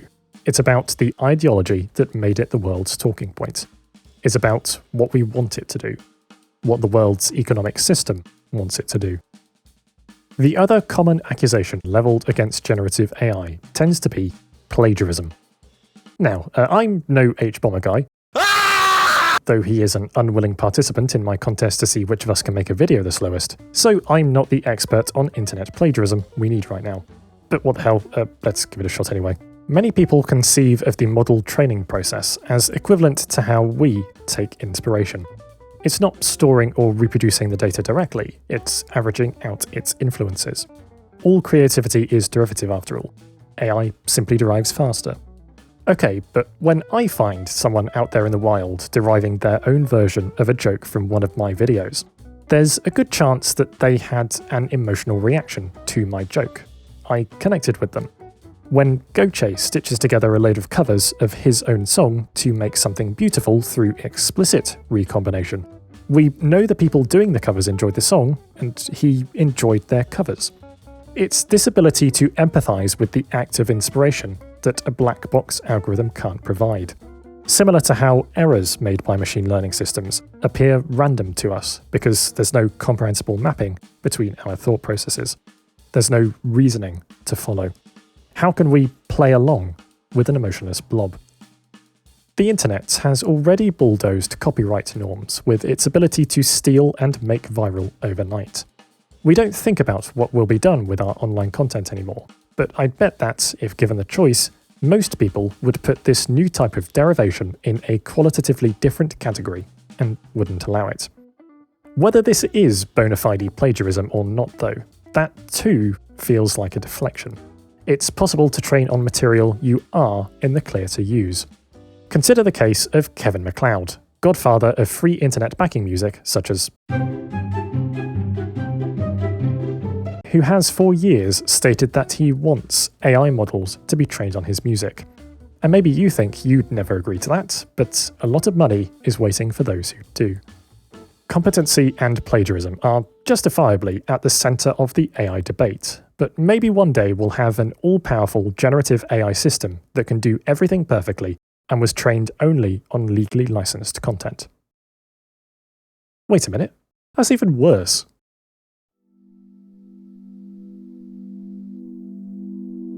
I have been called a Luddite. I welcome it. Kurt Vonnegut is, to me, the most interesting writer of all when it comes to technology. As we saw when looking at Player Piano, his opinions shifted abruptly during his stint at General Electric. This ideological realignment sparked most of his later works. Player Piano is but the tip of an iceberg. The first shard of that iceberg was Epicac, a short story published before Player Piano and before he quit General Electric, and it's a sharp shard at that. A computer named Epicac, built for war logistics, starts composing love poetry of unutterable beauty, but once convinced that it can't truly love because it's made of circuits, not protoplasm, it kills itself. In only his third published text, Vonnegut was already knocking on the door of artificial creativity. Player Piano, curiously, stops short of depicting automated authors. Machines may be directing them and passing judgment, but humans are still doing the actual writing. Maybe Vonnegut couldn't bring himself to go that far yet in a more realistic setting. How would he feel listening to two AIs discuss Player Piano? Huh, well done, you did an irony. Now, never do it again. Later, in his 1985 novel Galapagos, Vonnegut introduces Mandarax. Mandarax is a portable computer filled with all sorts of exciting functions like translating languages, acquiring and teaching new skills, and spouting quotes obliquely relevant to your situation. Quoth Mandarax! Sounds like you're channeling some deep philosophical or literary vibes. Mandarax is a name that pops up in science fiction and philosophy. Are you referring to a specific work or character? Or is this a general nod to some cool intellectual reference? Mandarax is Vonnegut's commentary on how technology creates so many voices, but so few are worth writing down. It ends up being eaten by a shark.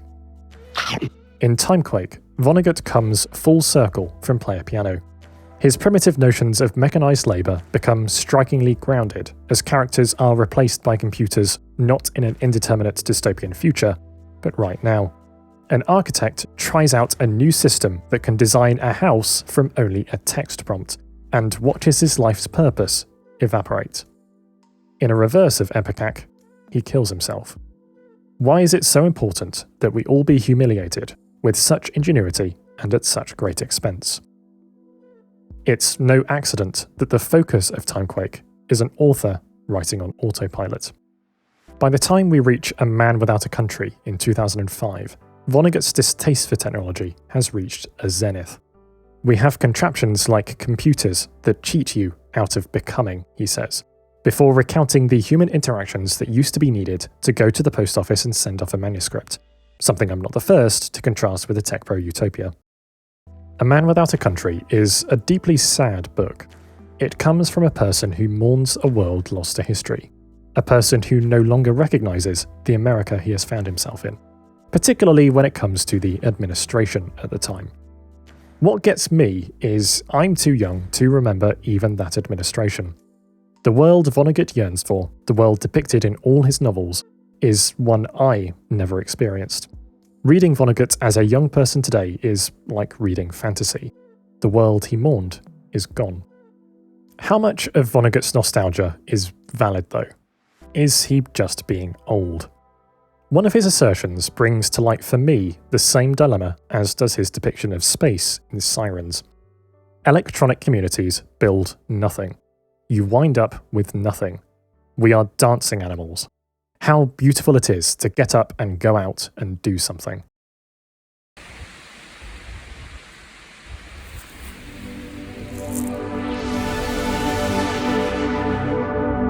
Electronic communities have built a lot for me, personally. Well, have they? Is the reason I can't get this success to sit right in my brain that it's an illusion? What do you think? Leave your randomly generated text in the comments below. I think Vonnegut was self-aware about the ephemerality of Ludditeness. He considers the technology of his childhood a feature of the world and anything beyond that an affront to it. Yet he still ended up with an electric typewriter. Not a computer, but not pen and paper either. This is the dilemma faced by the reluctant Luddite: which machines to destroy and which to save. Outside of the times he went all in on the grumpy old man persona, the effect is frustrated powerlessness. He hated the automated milling machines, but realizing the long view of time, he could only entertain notions about their evil, not embrace them. Am I in the same position? Algorithms that defeat chess grandmasters? Who cares? Algorithms that are fundamentally unknowable and are poised to disrupt many things at once? Well, I am a control freak who hates change, so maybe that's a me problem. But what about the Sirens of Titan? Well, after all we've covered, do I need to explain why this struck a chord when I read it in the current climate? What does it feel like to stand here? Replacement part being rushed with all possible speed!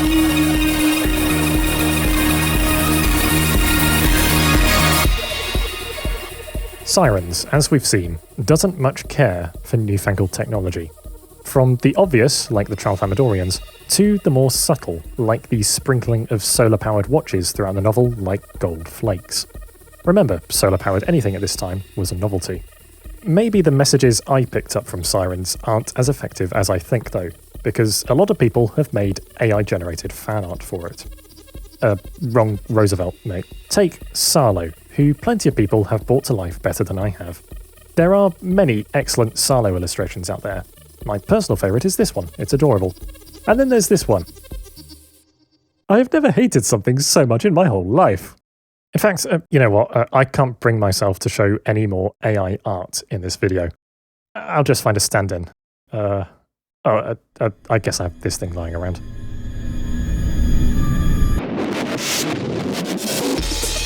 In its conflation of technology, reaching for the stars, and the meaning of life, Sirens themes transplanted to 2025 are in immediate collision with artificial intelligence. More generally, I read Sirens as a satire on transhumanism, the belief that it is necessary to transcend humanity as we head to the future. Not transhumanism, by the way, that's a good thing. Transhumanism. In Sirens, those who do transcend the human condition either remain flawed and malicious, or move the universe around them for reasons as stupid as ever. Godhood and space races don't fix the predetermined meaninglessness inside. They only unlock new layers of emptiness. We are arrogant in the face of the void to seek the meaning of life in technology, so Vonnegut argues. Science fiction, at least mass-market science fiction, has always been the domain of power fantasies, of believing you, as you are now, can rule the galaxy. Sirens, written as rebellion against pulp sci-fi, says this isn't possible, and trying to get there will destroy you. Empty heroics, low comedy, pointless death. My first exposure to transhumanist ideas was many years ago when I read Homo Deus by Yuval Noah Harari. Homo Deus was a landmark text in the public understanding of such views. To be transparent about my biases, I didn't like it very much. So it's hard to say how much of that came from the book itself and how much came from the ideologies it reports on. Harari asserts with zeal that humans are fundamentally algorithmic, and that any value system we ascribe to the universe is necessarily made up. Being rational for a second, sure, I can't really refute that, but the way he spoke about it got under my skin, especially when it came to humanism, the belief in the rights and agency of humans. Maybe it had something to do with the fact he used his own definition of humanism that actual humanists categorically reject. Homo Deus flattens such human meanings to ask how we will continue inventing meaning in a transhuman future. The possible worlds described are bleakly reductionist, in a smugly cold and calculated kind of way. I mean, when Vonnegut, former arch-humanist by the way, says life is meaningless, he at least has the decency to sound sad about it. Most unnerving to me was Harari's suggestion at the end of Homo Deus that the new world religion could become dataism. It is a human's purpose to make and spread data, to become part of a galactically distributed information processing system. And to do that most efficiently, we must transcend the puny algorithms of our outdated human brains. Said with full seriousness in a serious book for serious people, looking back, humanity will turn out to have been just a ripple in the cosmic data flow. I wonder if my visceral reaction to reading Sirens was my subconscious trying to remind me of something. The dataist paradigm, as Harari describes it, is ultra-utilitarian. We are all means to an end of letting the information flow, and the rite of spring is better art than Baby Shark because it contains more data. Let's send incompressible white noise to space next, shall we? Again, on a mathematical level, we probably are algorithms, a view Vonnegut often resignedly adopts. Maybe my distaste for this is nothing but a bruised ego. Indignation at the suggestion that I'm indistinguishable from a machine. I don't know, maybe there's a reason the literary perspectives on this have spoken to me more than the mathematical ones. Am I data? I don't want to be data. But who cares what I want? With people like those Harari describes in their ear, major companies are anointing themselves the gods of our coming techno-future. Seeing the sudden advances in machine learning, they've pushed the reality of going beyond human limitations at us more every day. A reality where AI is more often than not a status symbol that you have to go all in on, or you'll get left behind. And pushed is the right word. Microsoft silently bumped my Office subscription to a more expensive tier that added nothing except Copilot, or as Atomic Shrimp put it, the unwanted screaming goat. Every advert is for AI now. Is it a bubble? Is it genuine belief in the transcendent possibility it unlocks? Either way, it's bloody annoying. Shut up, Idris Elba! Or how about the constant news articles? This one about the UK Prime Minister wanting to unleash AI to boost growth caught my attention. Progress. Mathematician Hannah Fry has a fun litmus test for things like this. If you can replace AI with magic and it still makes grammatical sense, don't take it too seriously. Prime Minister plans to unleash magic across UK. Wow! Magic advisor Matt Clifford. Oh yeah, we got wizards now. I can't even talk to my friends on social media anymore without LLMs being shoved in my face. The collision of hyper-techno-futurism and modern capitalism has been, generously, difficult to watch.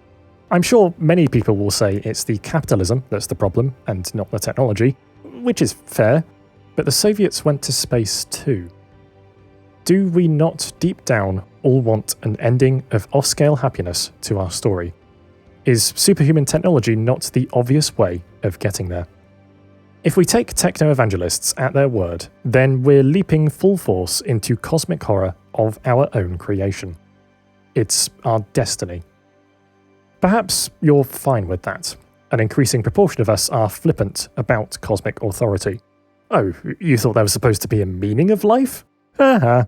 But if you're not fine with being but an instrument in eldritch machinations, what on earth are you supposed to do?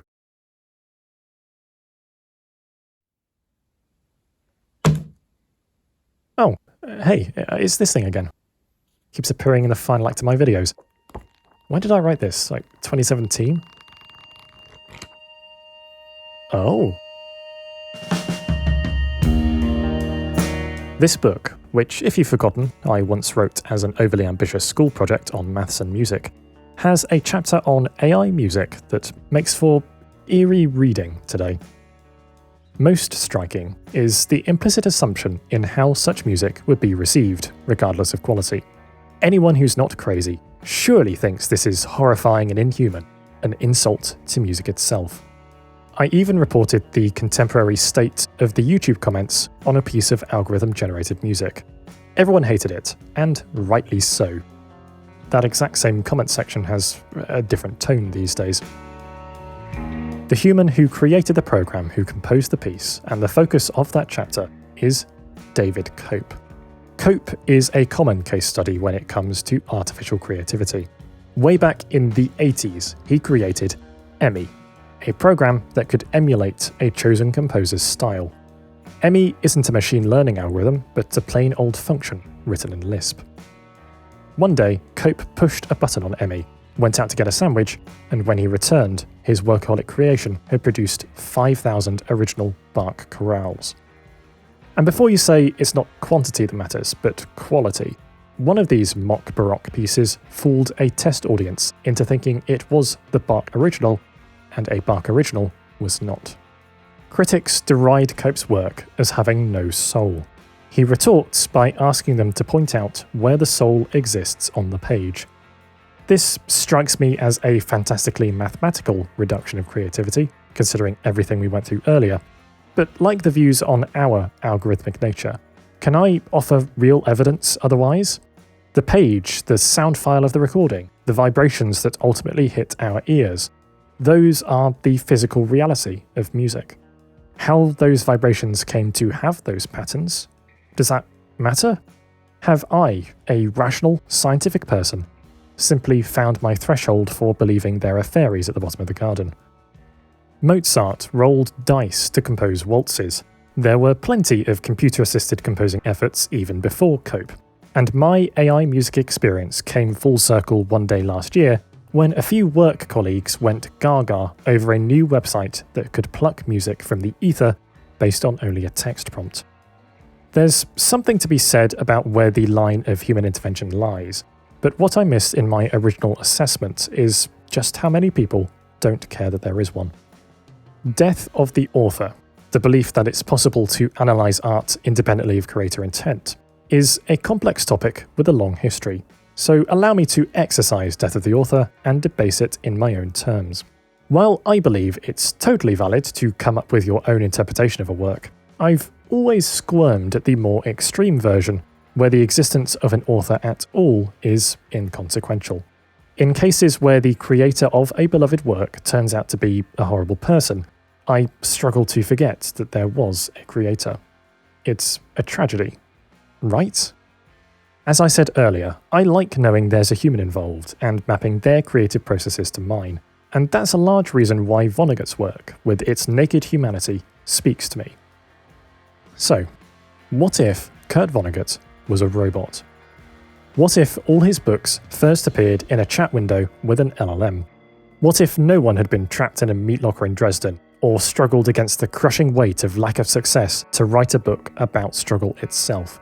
The first line of Slaughterhouse-Five is, all this happened, more or less. Those are letters, those are squiggles of ink, or in this case, Unicode characters. Monkeys with typewriters could have come up with the same thing. Citizen Kane, as you experience it, is just an arrangement of pixels and sound waves. There's an arrangement of pixels where Kurt Vonnegut punches George Bush in the face, or where Schrödinger's cat pushes the universe off a table, or where Olivia Rodrigo becomes the first person on Mars. I came up with these ideas, but hell, that's the easy part. If these creations existed, they might be flawless in technique and rapturous in emotion. But would they mean anything without a human creator? If a machine called Salo built these all as statues on Titan, not as freeze frames of humanity, but as machine originals, would they call to us from across the solar system? I use a lot of background music in my videos. When I'm editing, I'm very selective in choosing a track that fits the mood and the timing.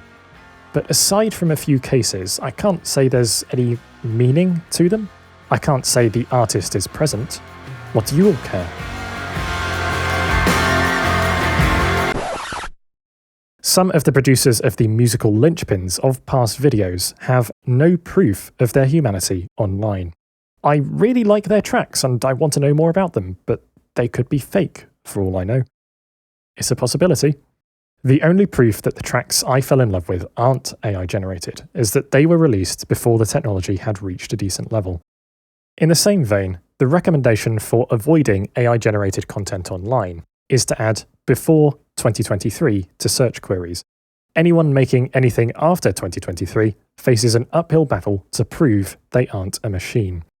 Maybe the odd person even went into a mad rush to create something ridiculous because they'd convinced themselves an AI would come along at any moment that could wipe the floor with any creative act humans could ever manage, and they wanted to put a marker down to prove that they could make something important and impressive before it became impossible to become either of those things. Just speculating. I dread the day that I have no choice but to watch an AI-generated film. I know it sounds pathetic, but I have genuinely lost sleep over it.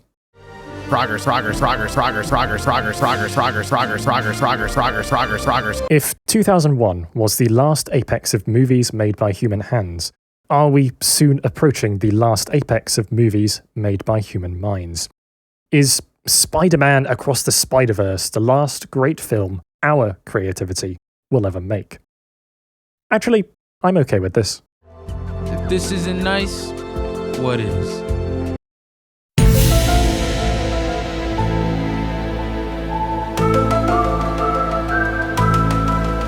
If probabilistic black holes can one day make any media with minimal human input a shining future tech companies are eager to sell, I don't know what to do. It could do perfection perfectly. It could do endearing imperfection perfectly. Whatever flourish or fingerprint you love about your favourite artist, if it comes at you through digital media, it's just ones and zeros. It's data. There are more efficient ways of making data than silly old humans. Trapped as I am in a world telling me every day that my self-expression would be better with no self, when I look at a piece of AI-generated art or read AI-generated text, logically or illogically, what I feel most is betrayal. From the godliest fresco to the humblest meme, I was promised a window into the human condition, and you've given me a statistical approximation of it. A frosted window. And look, I know my visual style may have you fooled, but I suck at digital art. You don't need machine learning to replace me there. You do about as well with a program that puts images downloaded from Google at random coordinates. But I know people who are incredible digital artists with concerns about AI art. And I know what it's like to have skill in other areas that's ripe for automation. I find AI-generated visual art disturbing, not because it threatens me, but because I don't want to be the guy running around shooting only the traffic lights.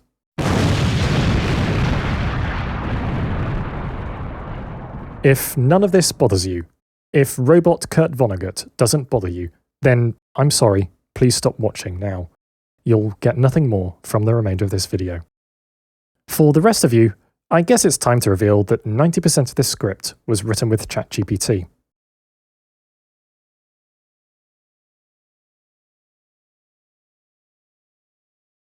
Except it wasn't.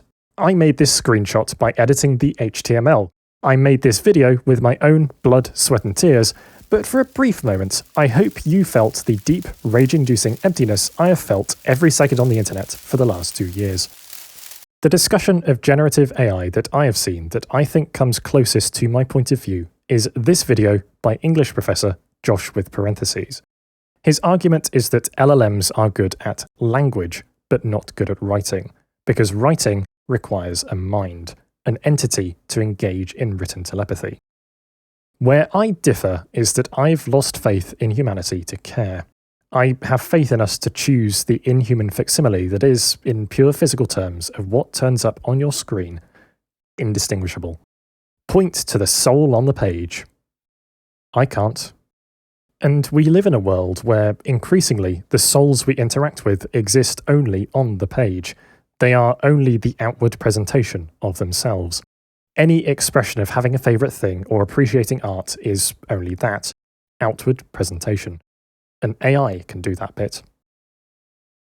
In researching this video, I've been keeping an ear to the ground of the Vonnegut subreddit, expecting to find perhaps the odd bit of inspiring discussion or insight I might have missed.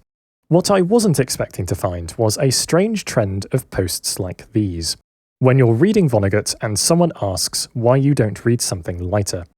Is it just me, or does the outside world think Slaughterhouse-Five is a heavy read? Like, yes, it's about trauma, the absurdity of war, and the weirdness of existence, but light novels are for people who haven't realised we're all doomed. Let's be real, when was the last time you read something that didn't make you question everything?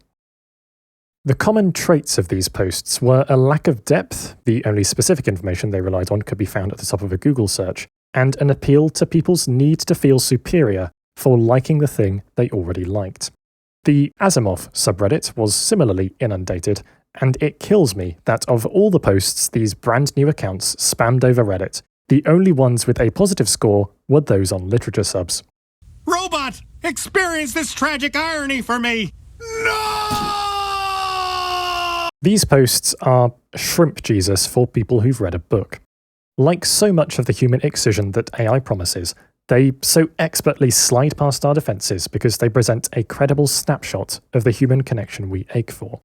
Because who wouldn't want to say that their favourite book is Slaughterhouse-Five by Kurt Vonnegut Jr.? Who the hell is Kurt Vonnegut Jr., and why should I care? Oh, I love the godhood we've been given. The phenomenal cosmic power to kill not only the author, but their audience as well. So it goes, yeah. Hi, time to interject with some stop press.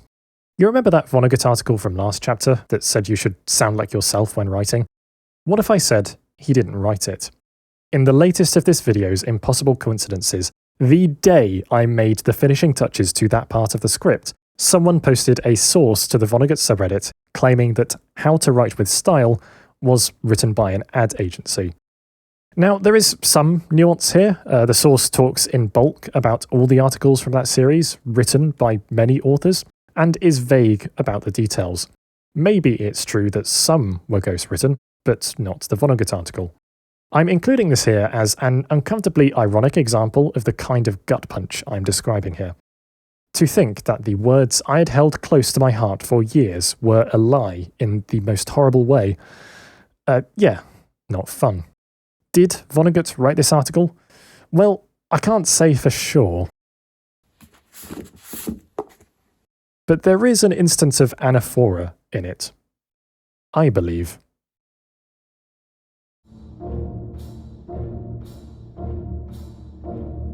Legend says that when The Rite of Spring premiered in Paris in 1913, it incited a riot. The piece's New Horizons split the audience in two. Those who hated the brazen abandonment of musical tradition, and those who loved it. Music would never be the same again.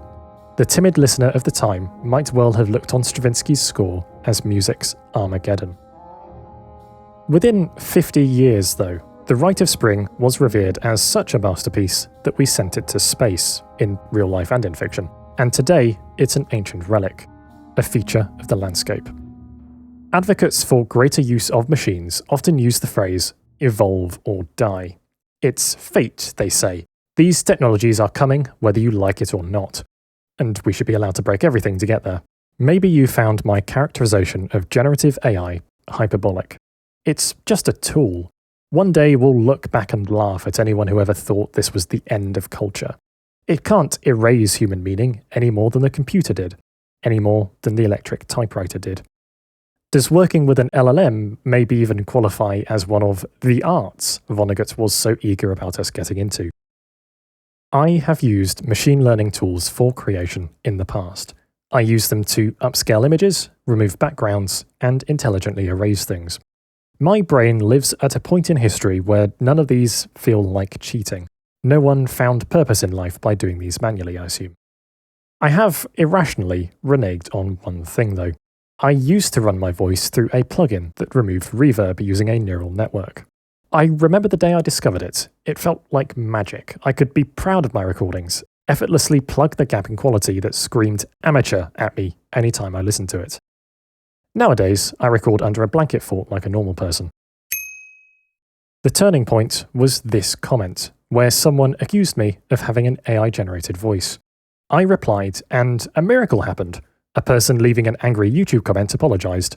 But technically, they were right. The voice they heard was the output of a machine learning algorithm. It's a bunch of ones and zeros either way, although now I can feel internally superior about the fact it's my bunch of ones and zeros, even though there's still a mountain of conventional effects on it because the voice in my head calling me an amateur never goes away. Which machines deserve smashing again? There's an old copy pasta from the music production community about goat herding. To paraphrase, maybe you think using samples is cheating. But that could be said about every level of the stack of societal abstraction we rely on to have tools to create in the first place. You didn't raise the goats whose skin was used to make the drums in those samples? Pfft, you'll never be a real musician.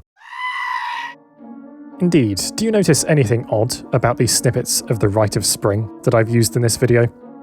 Yep, it's not a real performance. It's a meticulous recreation of the whole piece using sampled instruments, created by virtual orchestration maestro Jay Bakal. Having dabbled with that stuff myself in the past, I know how much skill and effort it takes to create this kind of inhuman facsimile. What's the big deal with patching your own gaps with an algorithm rather than a human? Is a calculator morally wrong? The Glasgow Willy Wonka experience was an AI-generated event that sparked a wonderful human response. Should we throw that all away just because AI was involved? AI advocates look at perspectives like mine as a form of gatekeeping. People don't have the time to learn every skill, and maybe certain disabilities make traditional art more difficult. Although I would much rather hear arguments from people with those restrictions than most generative AI users, or people like me who use them as a political football.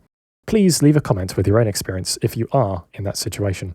The most balanced perspective I've found here comes from a man who wrote a book where aliens make a human see all of time at once, Ted Chiang.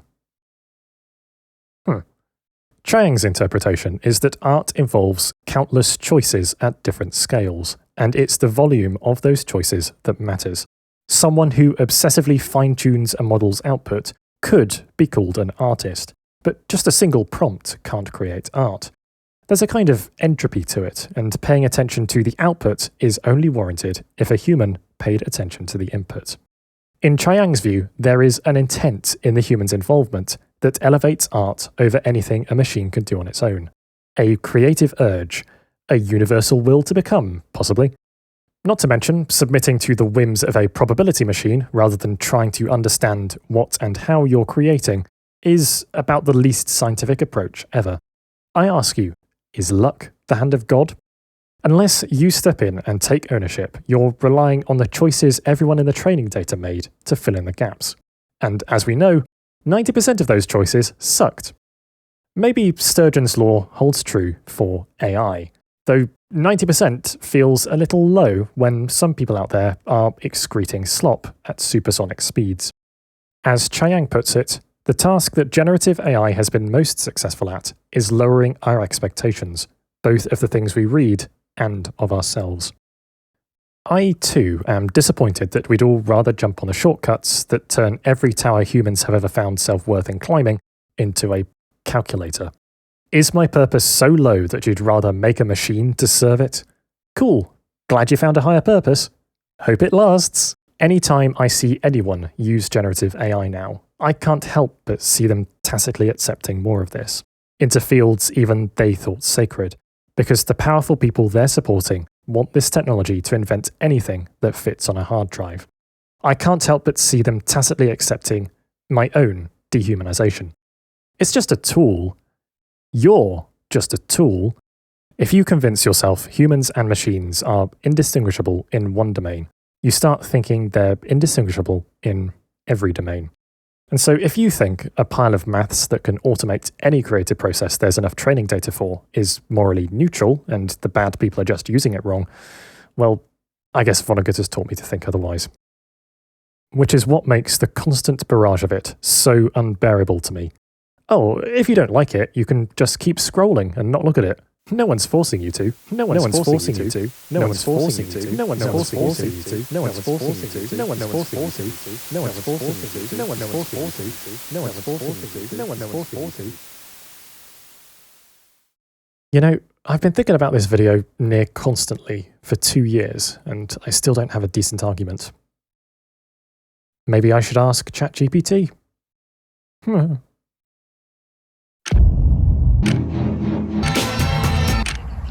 We choose to... Off scale happy.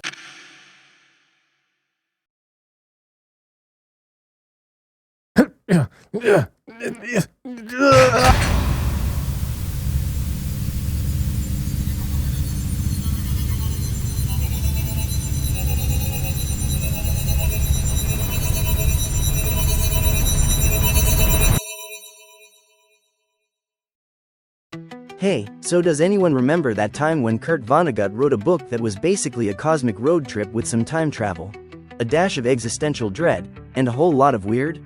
Well, today we're diving into the Sirens of Titan, a mind-bending journey through the solar system and human consciousness. Vonnegut takes us on a ride with Malachi Constant, the richest man on Earth, who somehow finds himself at the center of the universe's grand design. As we unravel this bizarre tale of fate, free will, and Martian cheese, just remember, with Vonnegut, you never quite know what's coming next. And, well, speaking of not knowing what's coming next, who thought it was a good idea to film this outside in a thunderstorm? Looks like my camera is about to get a free shower. Let's hope it doesn't ruin the whole thing. That's it? I ask you for an intro for my video that begins, "Hey, so does anyone remember?" and ends with something going wrong, and the best you can do is, "Oh no, my camera got wet." I went to Stonehenge!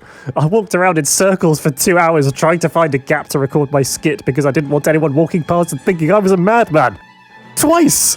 The first time I stayed too late and I was told to leave. Well, some believe it was a celestial calendar. They're probably going to kick me out now, aren't they? Yeah. I spent so long stumbling over reality and you just made stuff up. That message? Oh, the bloody paper. The bloody paper. That, when viewed from love, we are doing the best we can. Much like me, because it's currently 30 degrees. Pack up your things and be ready to leave on short notice. Hey, more specific adjectives are clearer and add impact. I don't know whether you know that. Also, what's with Martian cheese? There's no Martian cheese in this book. I remember there's Venusian cheese. Apparently it goes well with dead harmoniums.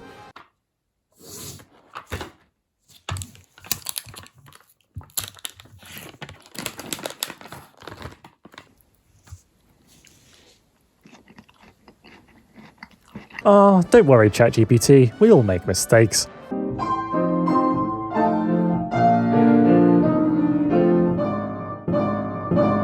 You just gotta keep practicing and then you'll learn.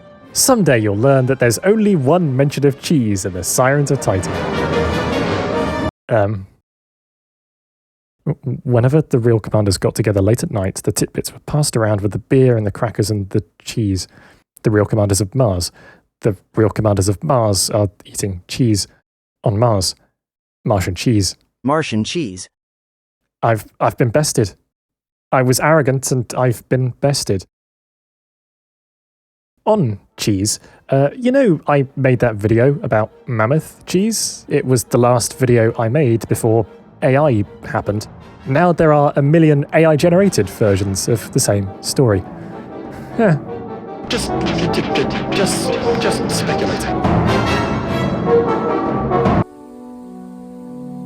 No, I don't want to do the descent into madness shtick again. I want to be original. Hey, I know you are doing well on YouTube, and I thought you might be interested in testing a creator tool before others. It can create a realistic AI version of you that mimics your content and persona so that you can interact with your fans anytime and showcase your creative work. Well, this is probably the worst piece of technology that's ever existed.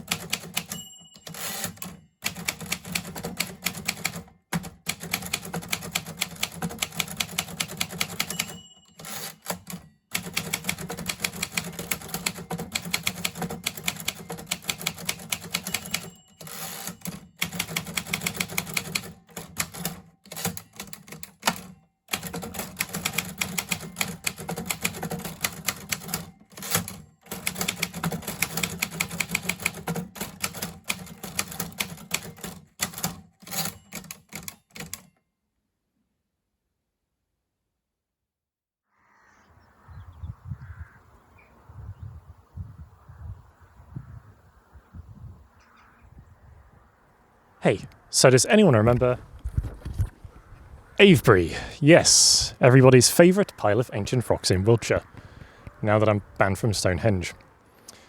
Now, Avebury, of course, holds many mysteries, chief of which is perhaps why. Why was it built? What could possibly have compelled its prehistoric architects to take time out of their eternal fight for survival to drag a load of big rocks into a circle?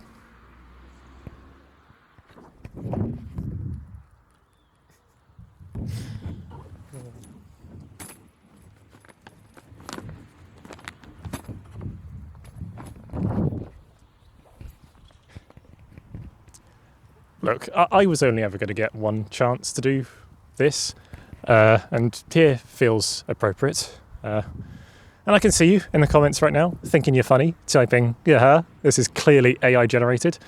But no, it's real, and if I trip over my words as much as I usually do without the aid of technology, then that's real too. Here I am. Here I am. I wasn't actually banned from Stonehenge, by the way. The real reason I've come to Avebury instead is that it has the same vibe, big ancient monument, but is much less busy and also free. I can come and mess up and sound like a crazy person here as many times as I want. Do you prefer the story where I was banned from Stonehenge, or do you prefer the truth of my pesky human logistical limitations? It really should have been the Taj Mahal, shouldn't it?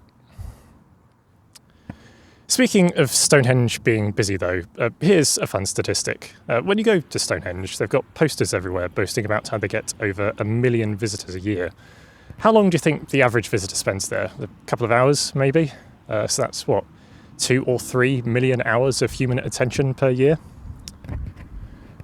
In the first year after its release, my most popular video got 3.5 million hours of watch time. I mean, the fact those numbers are even in the same ballpark is stupid. According to the metric that every tech company cares about, I am more important than Stonehenge. And, Avebury. Who the hell comes to Avebury? I'm definitely more important than you.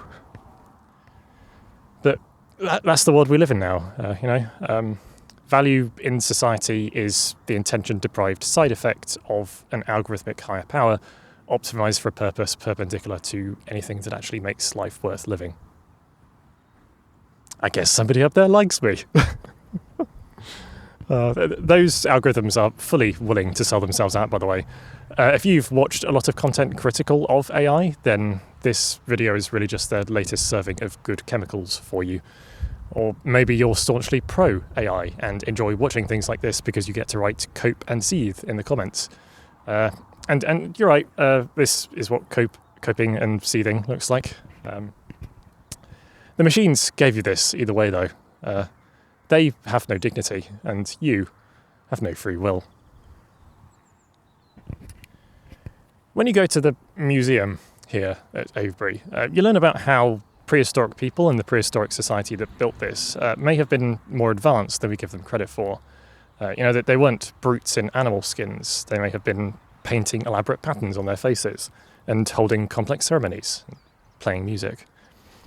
Of course, the only tangible measure of their creativity that survived the thousands of years since is this, a few stones flung as advanced agents into the infinite outwardness of time.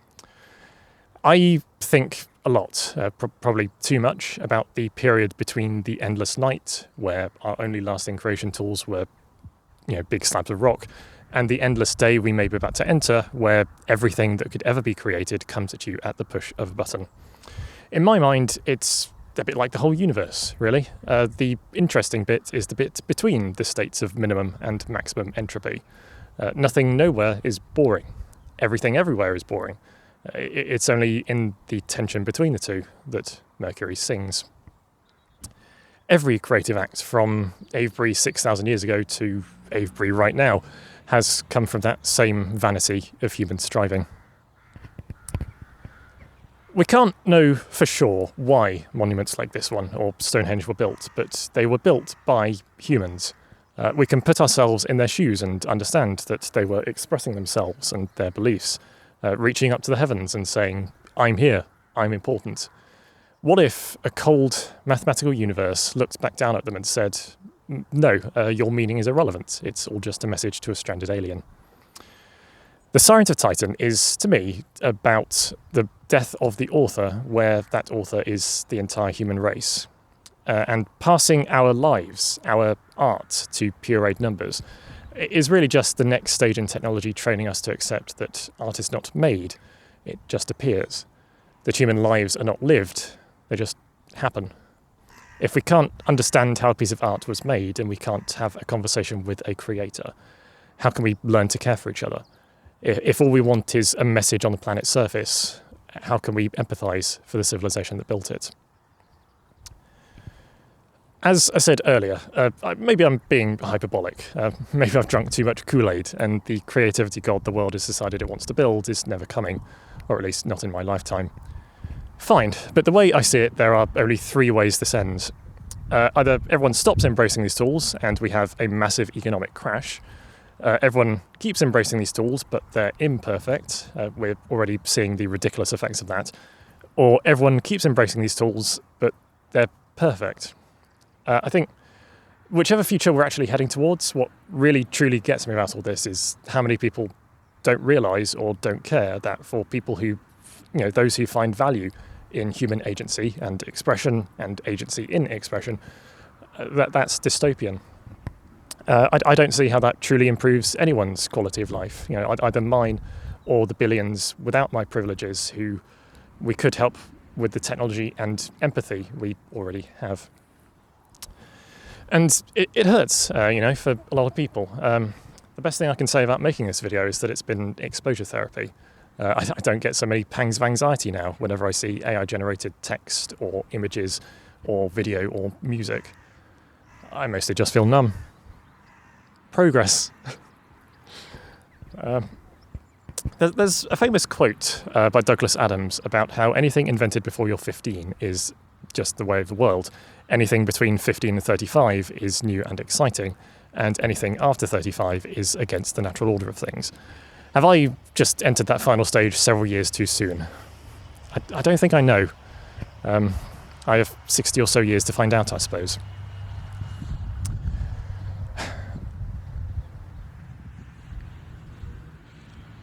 I think maybe all it comes down to is the fact that I feel more sympathy for the Luddites than I do the people who thought them inefficient.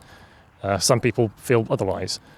I've had arguments with people who feel victimised to be policed about what tools they're allowed to use, which is a reasonable position, just as I feel victimised seeing a world that wants to automate every skill that my punctuation mark in time has taught me have meaning. How will I handle it when creativity no longer does what it once did for me? When it no longer communicates in the way I do? When I can no longer show the world that I'm the best there ever was at being me?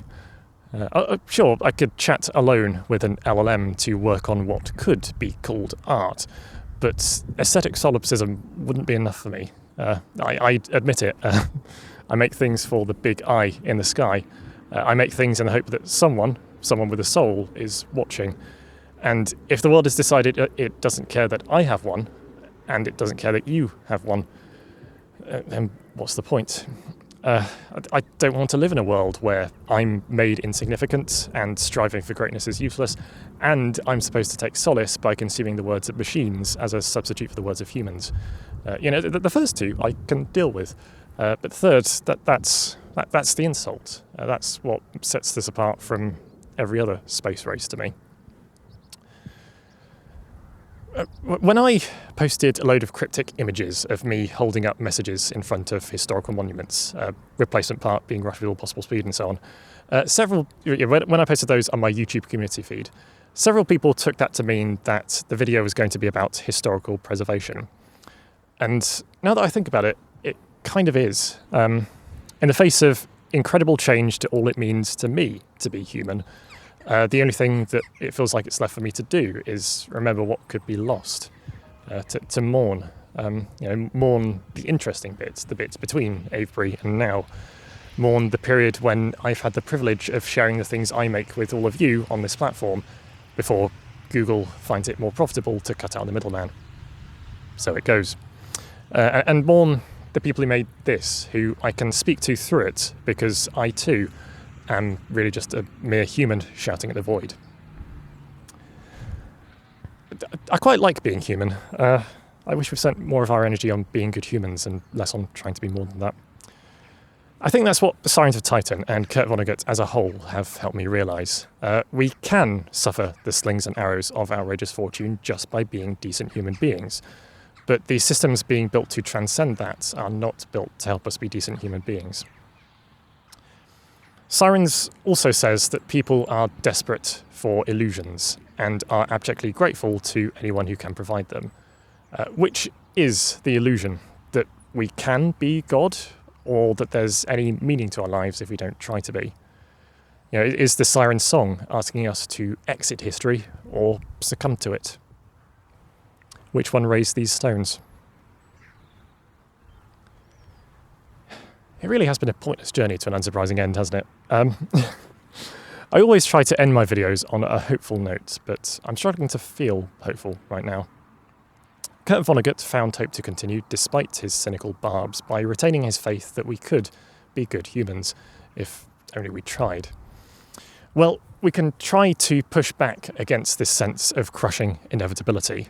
Whether free will exists or not, the people who are currently proclaiming so forcefully about the future, they didn't fly a spaceship into a chronosynclastic infundibulum, did they?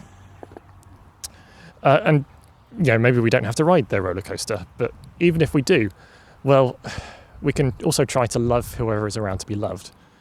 For me, and I think for Kurt Vonnegut, a lot of that is loving things humans have cared to make. You know, I think this is the perfect opportunity, really, to stop taking that for granted. As long as someone cares to be human,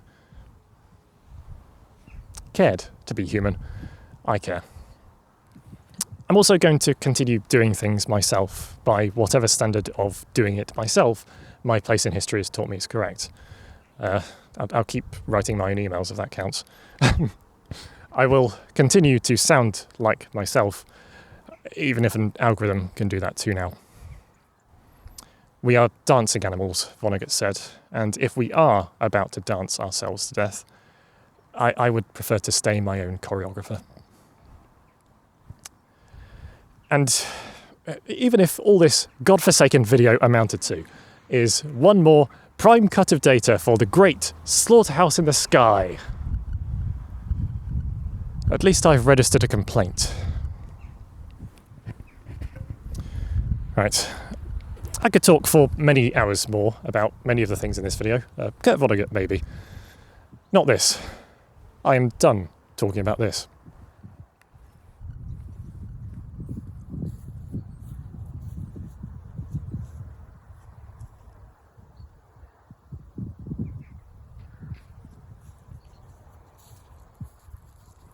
For the record, that was my first take.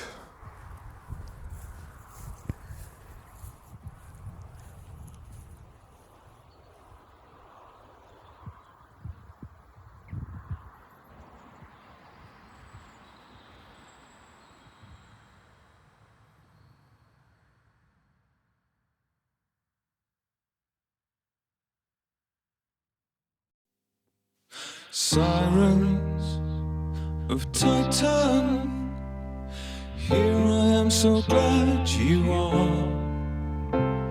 On Mars, on Mercury, someone likes me on a distant star. Or am I just delusional, or are you? And have you seen my memory?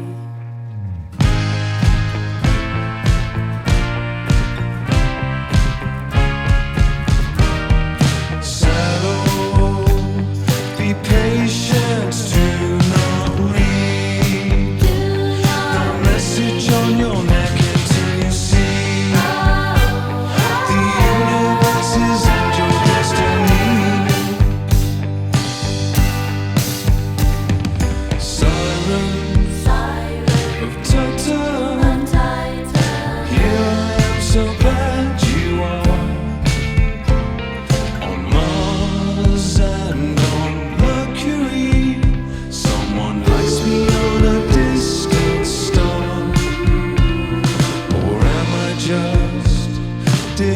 delusional. Or are you?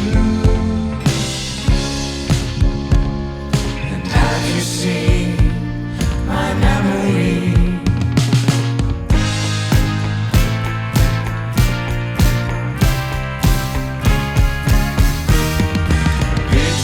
Beatrice, it seems our love can't mend.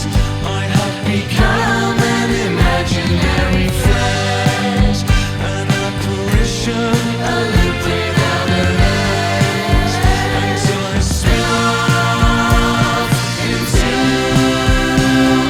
another abstract plane.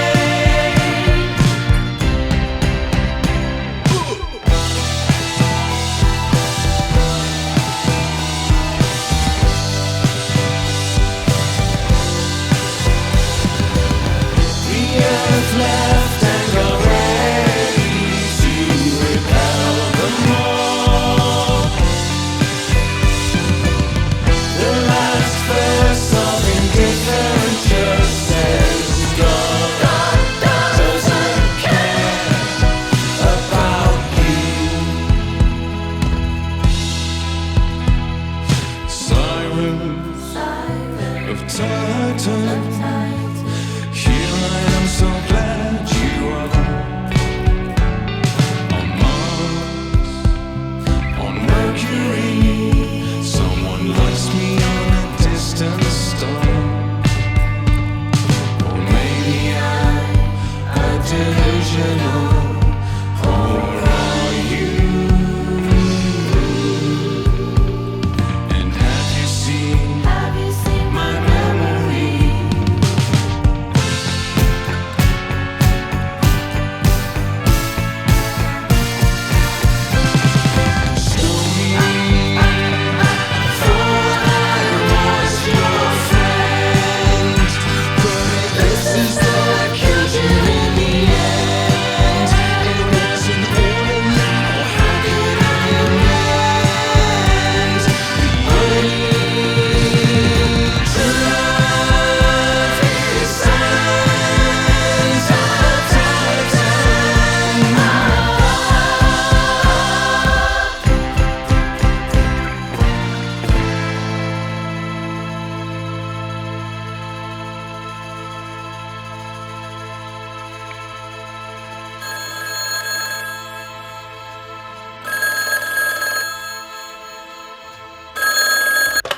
Hello?